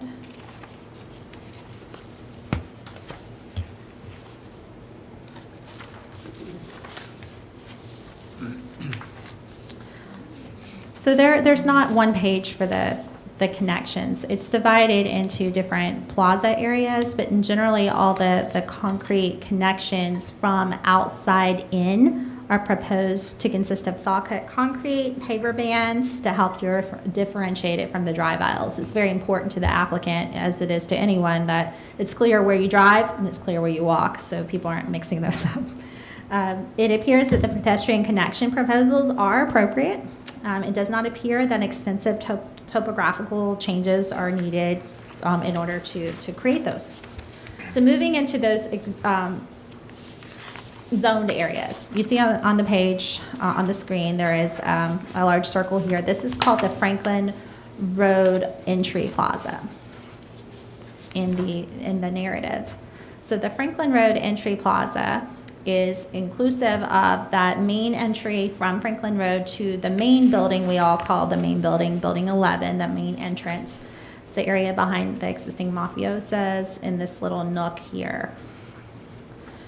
The guidelines do not have specific recommendations for the creation of pedestrian hardscapes. So the staff refer to the Secretary of Interior Standards for Rehabilitation to provide guidance. Of note are guidelines 1, 9, and 10, which I've listed there. In general, that means to allow property to be used for a historic purpose or in a new way that requires minimal change to the character-defining features. Any new additions, exterior alterations, or related new construction shouldn't destroy the historic fabric that characterizes the property. The new should be differentiated from the old, but be compatible with the elements of the historic. So the basis of what our guidelines are situated on. And it should be undertaken in such a manner that if removed in the future, that its essential form and integrity, meaning the historic property's essential form and integrity, is not impacted. So there's several hardscapes proposed in this area. They're all the same hardscapes throughout, so I'll just spend this time kind of going over it, and then you'll know this follows suit for the other two places. You see the paving areas identified as paver 1 style or here, paver 2 here, and so forth. All the materials appear to be sensitive to the historic site context. The herringbone pattern, however, shown on paver style 1, appears to introduce an element that's a little bit more ornate and less compatible with the industrial character of the site. The guidelines do speak to decks, which the applicant's proposing in some low areas to protect the trees. They're mindful of the topographical changes that could affect trees and are trying to avoid that, which our guidelines support. So they want to construct these small deck areas around the trees in this area. It was discussed at DRC. There is no indication or elevation that shows how tall those would be, however, so the height should be limited to no more than a foot from the existing grade to allow those trees and those root systems to remain in place, but keep those low to the ground because the guidelines do not generally recommend decks in front elevations. And we want to treat this more as a at-grade hardscaping element as opposed to a modern elevated feature that is supposed to read as a deck. This is just more of a hardscape that is lifted slightly to accommodate the trees. Water tower area. The same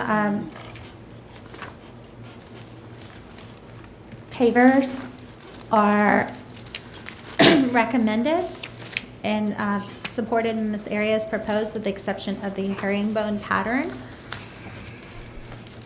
There is no information on the water feature proposed at the base of the tower, which is shown here, and so there needs to be information provided to staff to determine if that needs to come to the Historic Zoning Commission or not. Moving to the last plaza area, which is the side entry to building 13, in between 13 and 14, kind of where we were just discussing. There is a lower grade area. Some of this is below the parking lot. The same hardscape materials are proposed here, with the exception of the wood decking, which isn't necessary at this location. As I mentioned previously, the herringbone pattern is not believed to be contextually appropriate to this site. The proposed railing and walls are all consistent with existing conditions. There's some walls throughout that the applicant's proposing. They have shown some elevations to show existing conditions and the proposed planar walls. And they all are trying to coordinate with existing conditions you see here around Rusty, the art installation.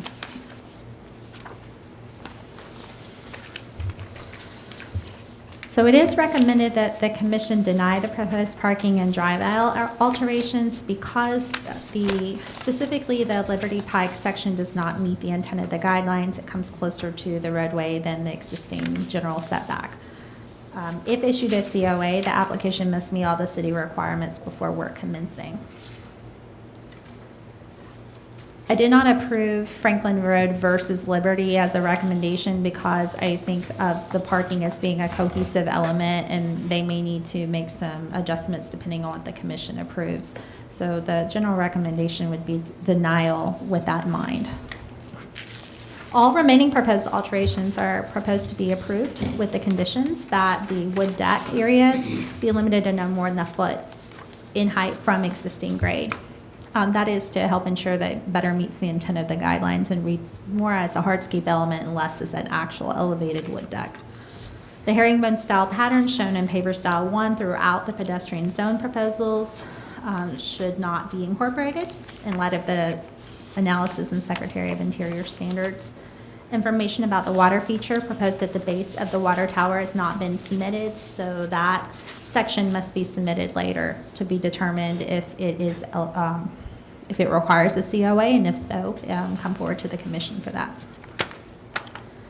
It appears that ramps may be required for the Franklin Red Plaza area. The applicant has spoken many times about the intent for ramps in this area, but there are no notes for ramps on the plan set with the elevations provided to determine if they are, number one, needed, number two, if they're, how they're proposed to look. So staff has requested this information, did not receive it. So without this information, ramps would need to come back to staff and be determined if those qualify for administrative approval. If not, they need to come back to the commission for review and approval. Thank you. Okay, from the applicant, please come forward. I don't believe you're Greg Gamble. I'm not. Hi, I'm Jeff Rosiak with Gamble Design Collaborative. I have a handout. I'm not. It's just clarifying some distances. I'll give you one. Do you want to accept it? Well, I don't know. Why don't you look through it and just see what it is first? It's providing supplemental information that Amanda has requested about the distances between parking and the existing curb at Franklin Road and along Liberty Pike. All right. Okay, all right, well, let's go ahead and hand them out. If it'll help clarify some of the things that we've already received, then I think that's probably good.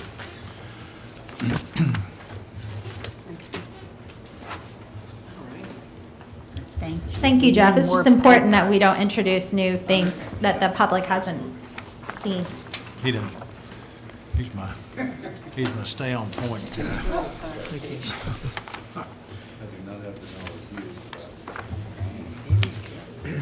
We all wanted the same thing.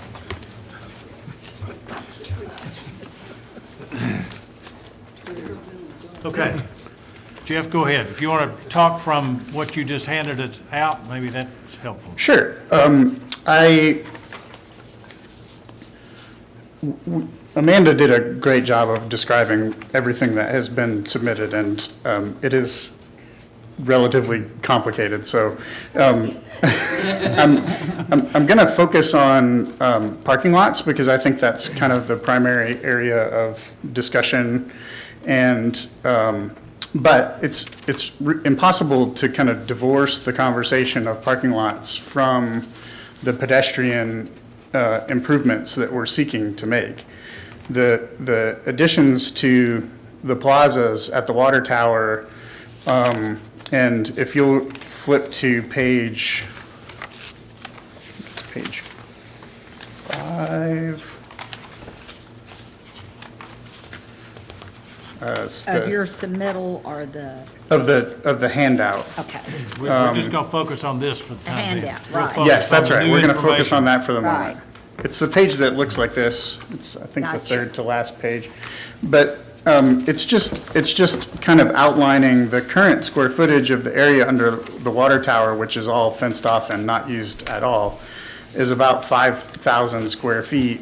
On the next page, it shows our proposed plan for that area kind of overlaid on the existing photography. And we've nearly doubled that space. And it's important to establish that these improvements to the pedestrian areas, our primary objective is to create these dynamic and usable pedestrian spaces near the factory. Doing that has pushed some of the parking further away from the building. And we're really trying to focus on what's immediately around the building and working our way out rather than starting at the parking lots and working our way in. And so in creating that larger, more dynamic open space, the parking adjacent to Liberty Pike pushes out some. If you'll go to page 2, the page after the cover, we've been on site and analyzed the existing back of curb from the new, like installed last week, new curb that's been poured on Franklin Road. And that setback is approximately 18 feet.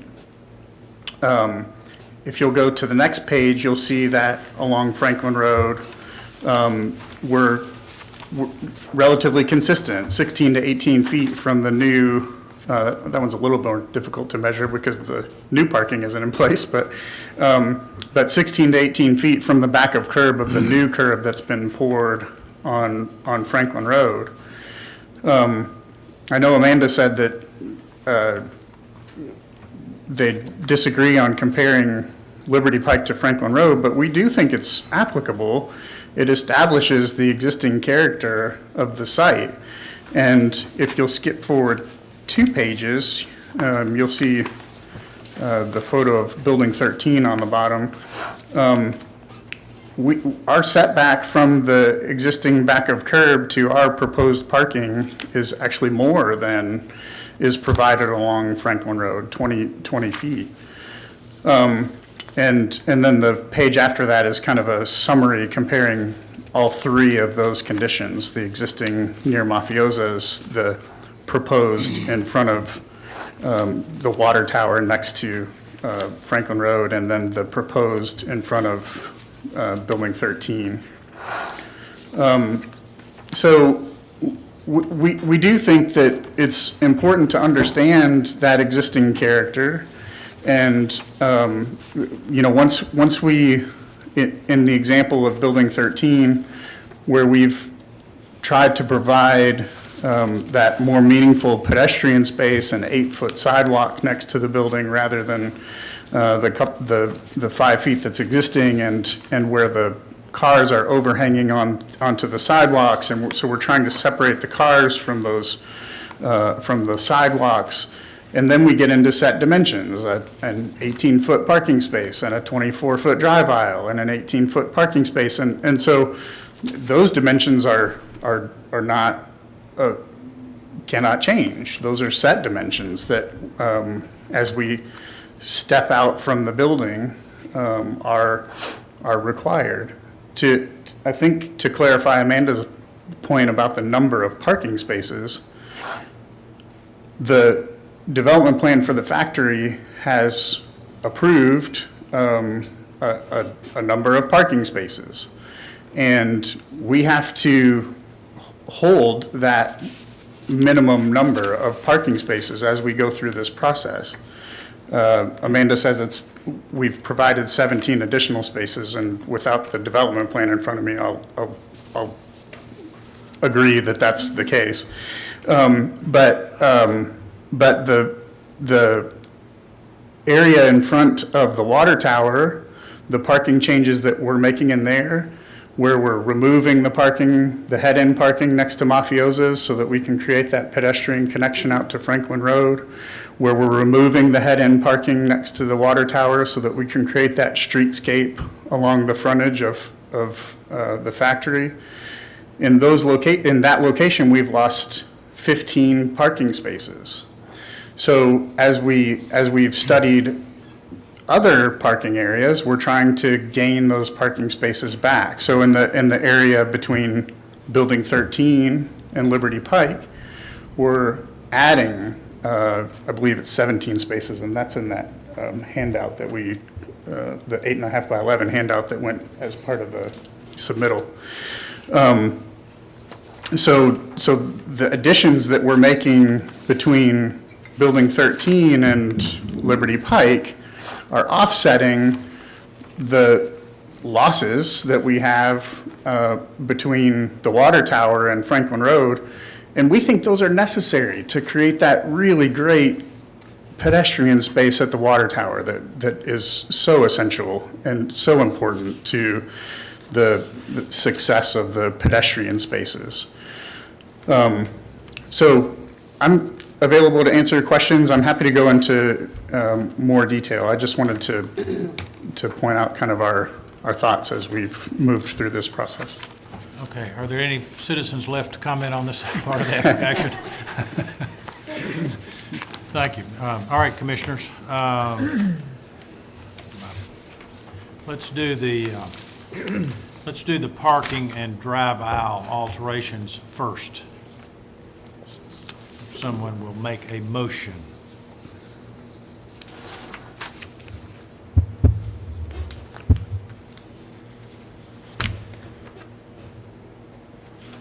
Well, I would make, Go ahead. there are parts of this that I don't know how to make the motion that I'm totally comfortable with, and other parts that I'm not. So I don't This is really. parking and drive aisle. Yes, sir. Okay. So I don't really know how to pick out the different parts, so maybe Well, I just make a can't make the global one. motion. And then we'll go from there. Do what? Just make a global motion then on parking and drive aisle, and then we'll kind of move it down from there, move it up or down from there. Well, I would move to approve all the parking that meets current city standards for setbacks. All right, is that a viable motion? Kelly? This application, this proposal went to the Board of Zoning Appeals a couple months ago and received approval to allow for parking in the locations that you see before you today. So that makes it compliant with the zoning ordinance. So even down Liberty Pike. However, this body also has design guidelines, so when there are approvals by other bodies, this body also reviews according to the design guidelines. Okay, well, I would like to move approval for all the parking that complies with our design guidelines, which I think takes out and gives a chance to have a conversation about the piece down Liberty. That is my intent. To have a conversation about the piece down Liberty.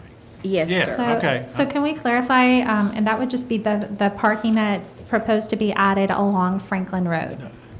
Yes. It's I all would inclusive, approve. all inclusive. Everything that they're showing in their proposal, she's motioning to approve. That's Along Franklin Road. Just Franklin Road. And down to, and including the large added pedestrian area around the water.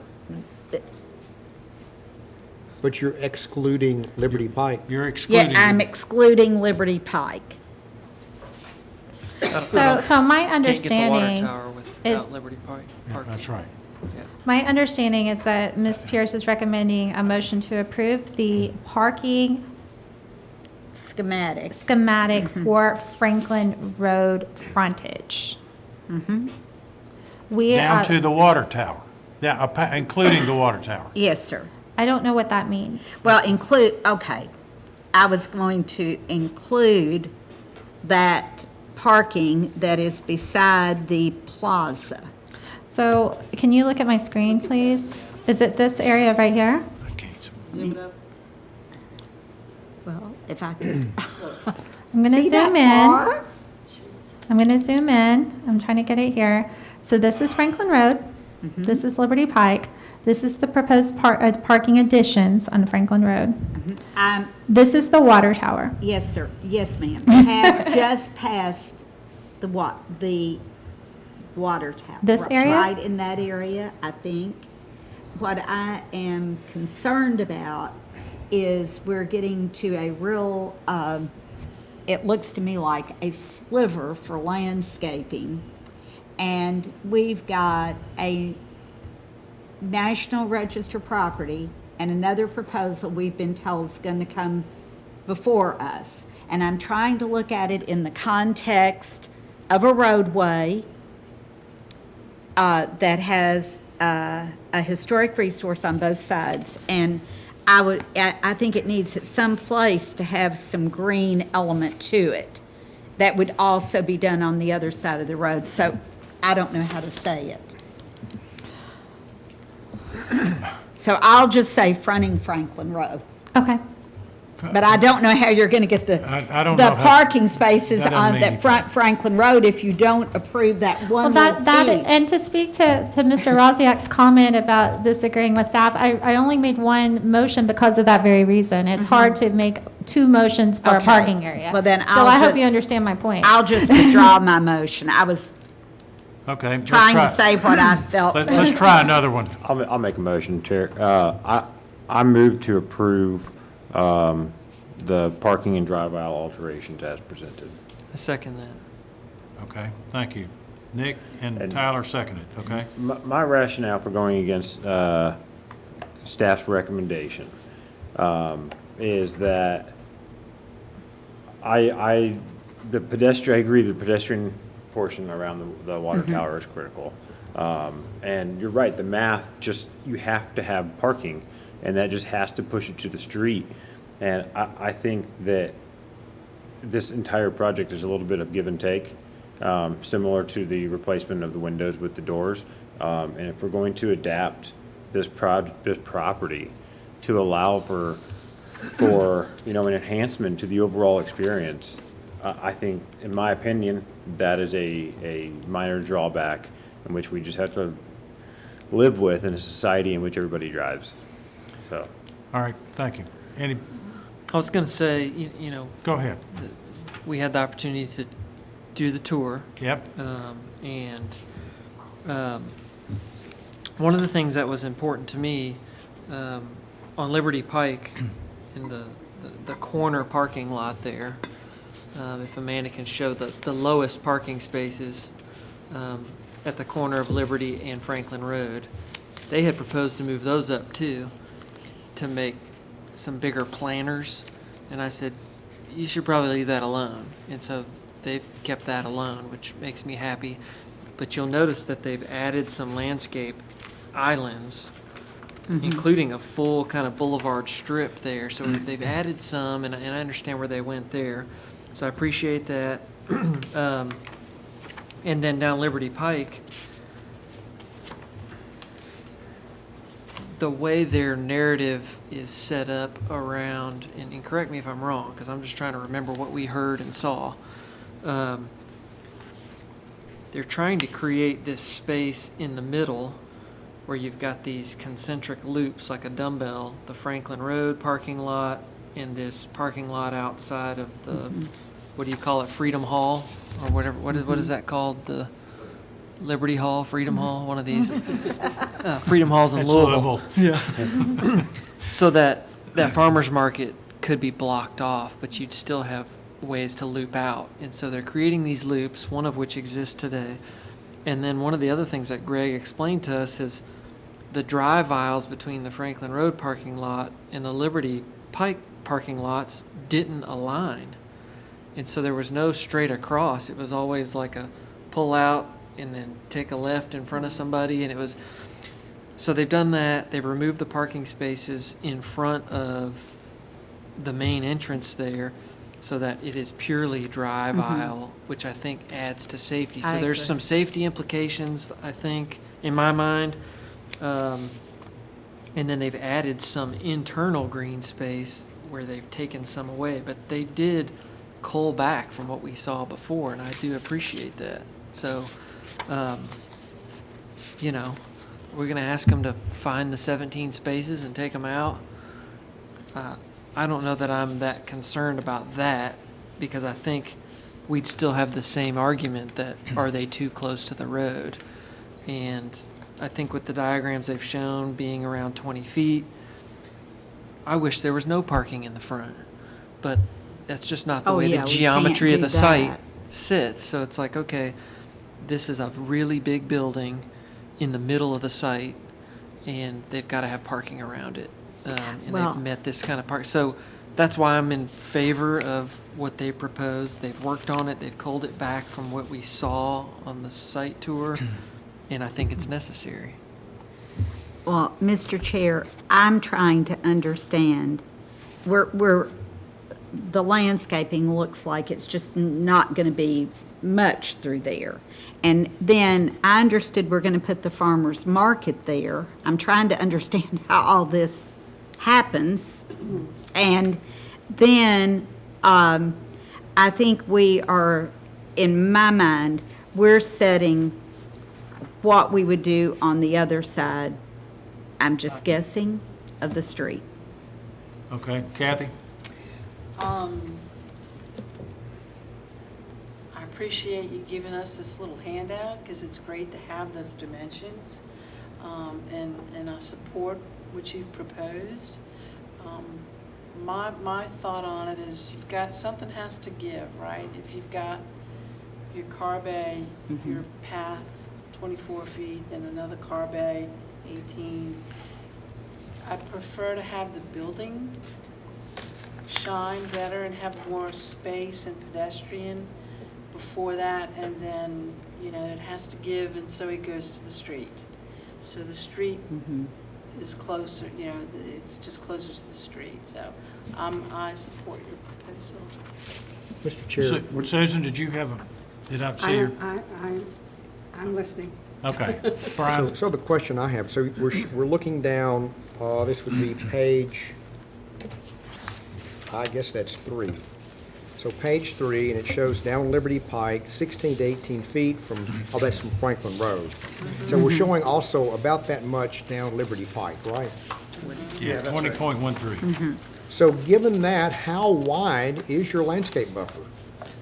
So, because of kind of the quirky nature of this site, our landscape buffer is only measured between the property line and the back of curb, which is 6 feet, which is kind of the minimum landscape area to screen parking. What's that number again? 6 feet between the property line and our back of curb. But as you can see, there is additional green space between our property line and the sidewalk, which is not necessarily a typical road section. Normally, the property line is at the back of sidewalk. So there's about another 5 feet of grass between our landscape screening of the parking lot and the sidewalk, and then a 5-foot sidewalk and another 5-foot grass strip that makes up that 20 feet. And for me, I think, given the commercial nature of this entire property, that what you're proposing works. And I would have to support it as well.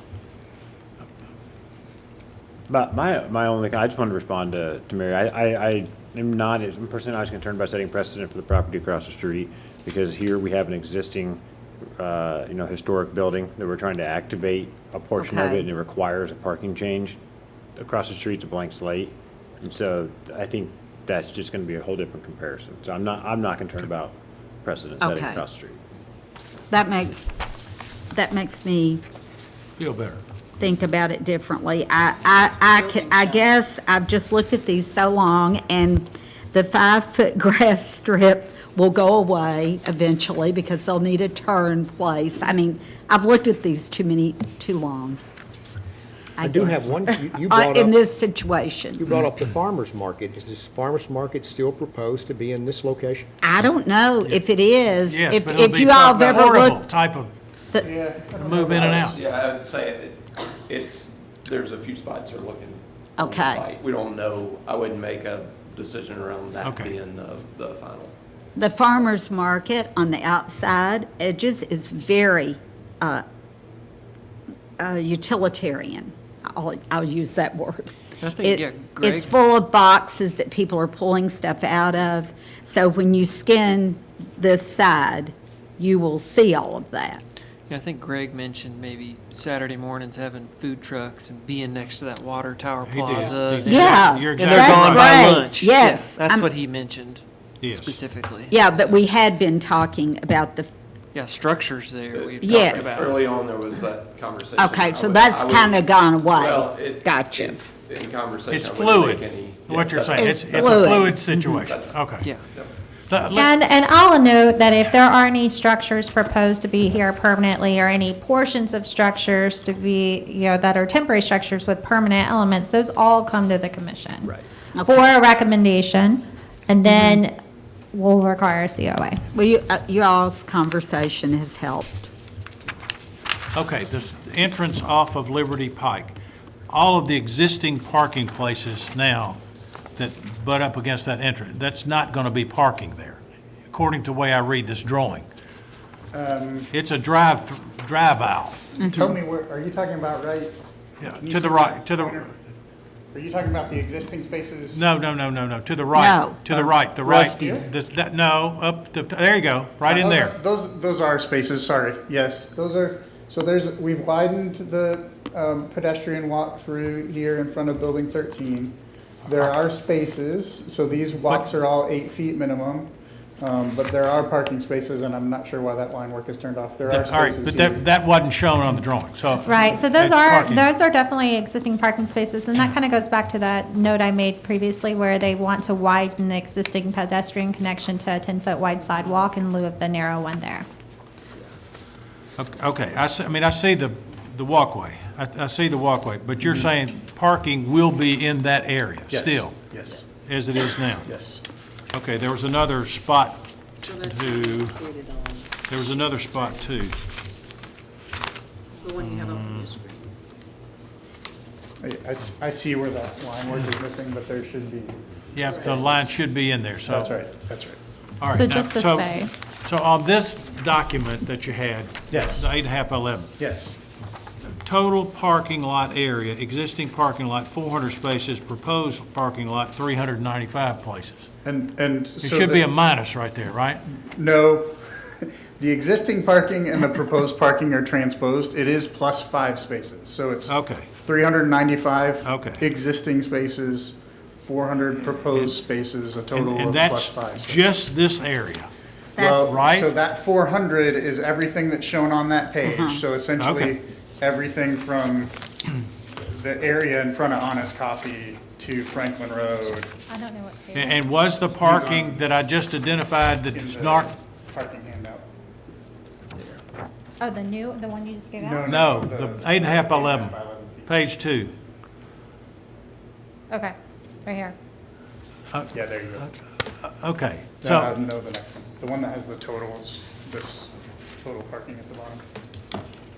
Actually, it may have been the right one. Sorry about that. Page 2, right there. Yeah, that one. okay.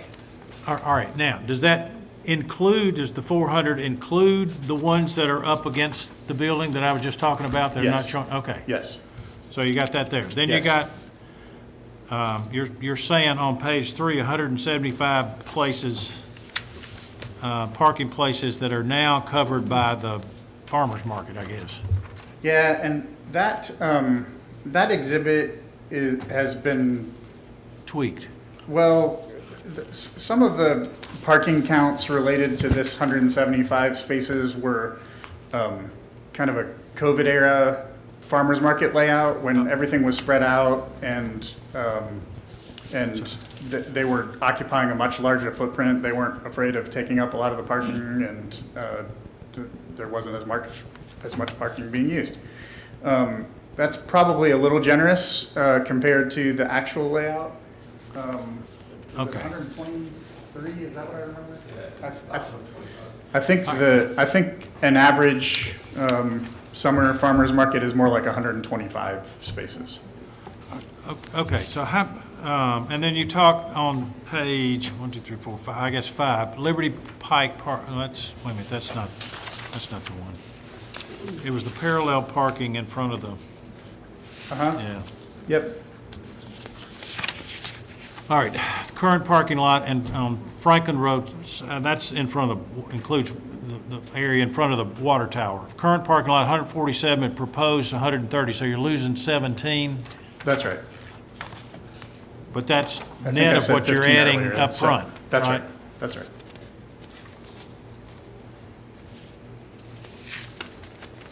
So how many total parking places are you going to have on this property? I don't have, About? I don't have the data for all of this stuff, kind of. About 950. 900 yet. 9 to 9, we'll say 9 to 950. And how, and that's the seven, is that where the 17 comes in? That's right. Okay.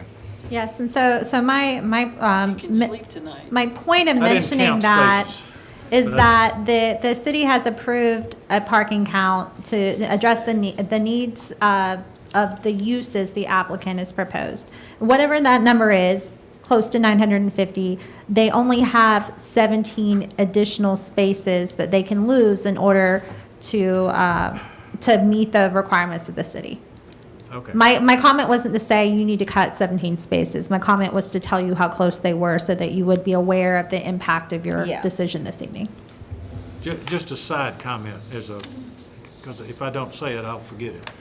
I think when these things go to other city entities for approvals before they come to us, we need to know that in advance of just hearing stuff at this meeting. That, like the Board of Zoning Appeals approved something that you said a few minutes ago. So I think it would be helpful for us to get a full picture of where this, especially this project, where it stands in the whole, with everybody's input. So So I'll give you a very brief overview right now. you don't need to do that, I don't think, right now. But I'm just saying, going forward, we need to know this, whether it's this project or something else. If something's already gone to Board of Zoning Appeals or Planning Commission or whoever, we need to have that information. It all builds off each other, and I agree. I can definitely provide that to you in Okay. the future. Right now, the city has approved a development plan with certain uses tied to it, with a parking count of approximately 950.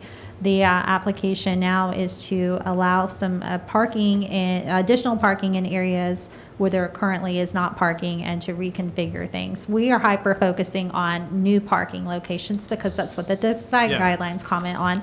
The zoning ordinance did not allow that in certain places, so the Board of Zoning Appeals heard the application, approved it for a variance, but it still requires historic zoning approval before it could be approved. And then it also requires a revision of the development plan, which the applicant's certainly trying to work through right now. And it will include things like your modification of standards request for signage, and some other things I noted, like dumpster enclosure locations and the new carousel building that they're proposing.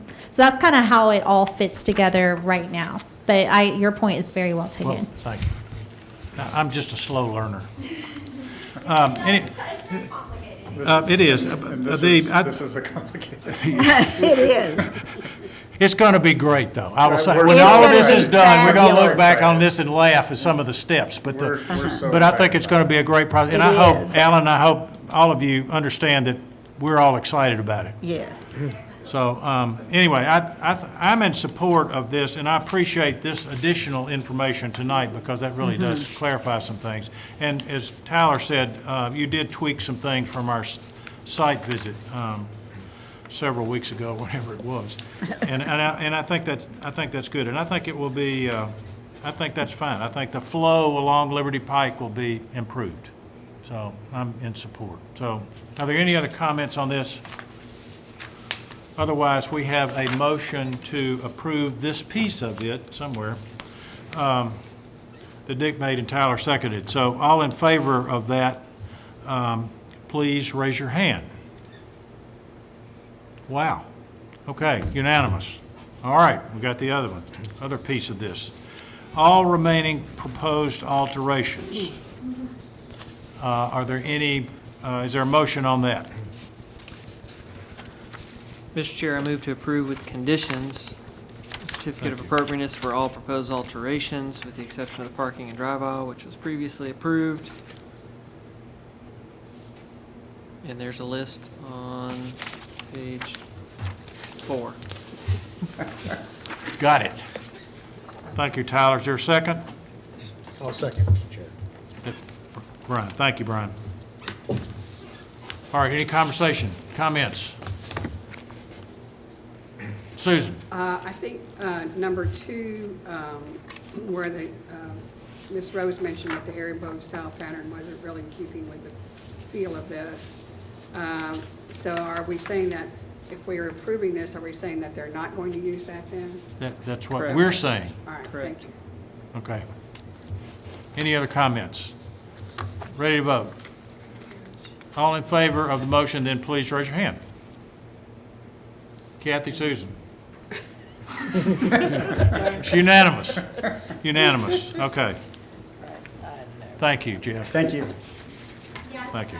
And on behalf of myself, I do want to just reaffirm what Mr. Roberts said. We are very excited about this work, and I know it's a lot of steps, but we are excited about everything moving forward, and appreciate all your time, applicant and commissioners, in working through this.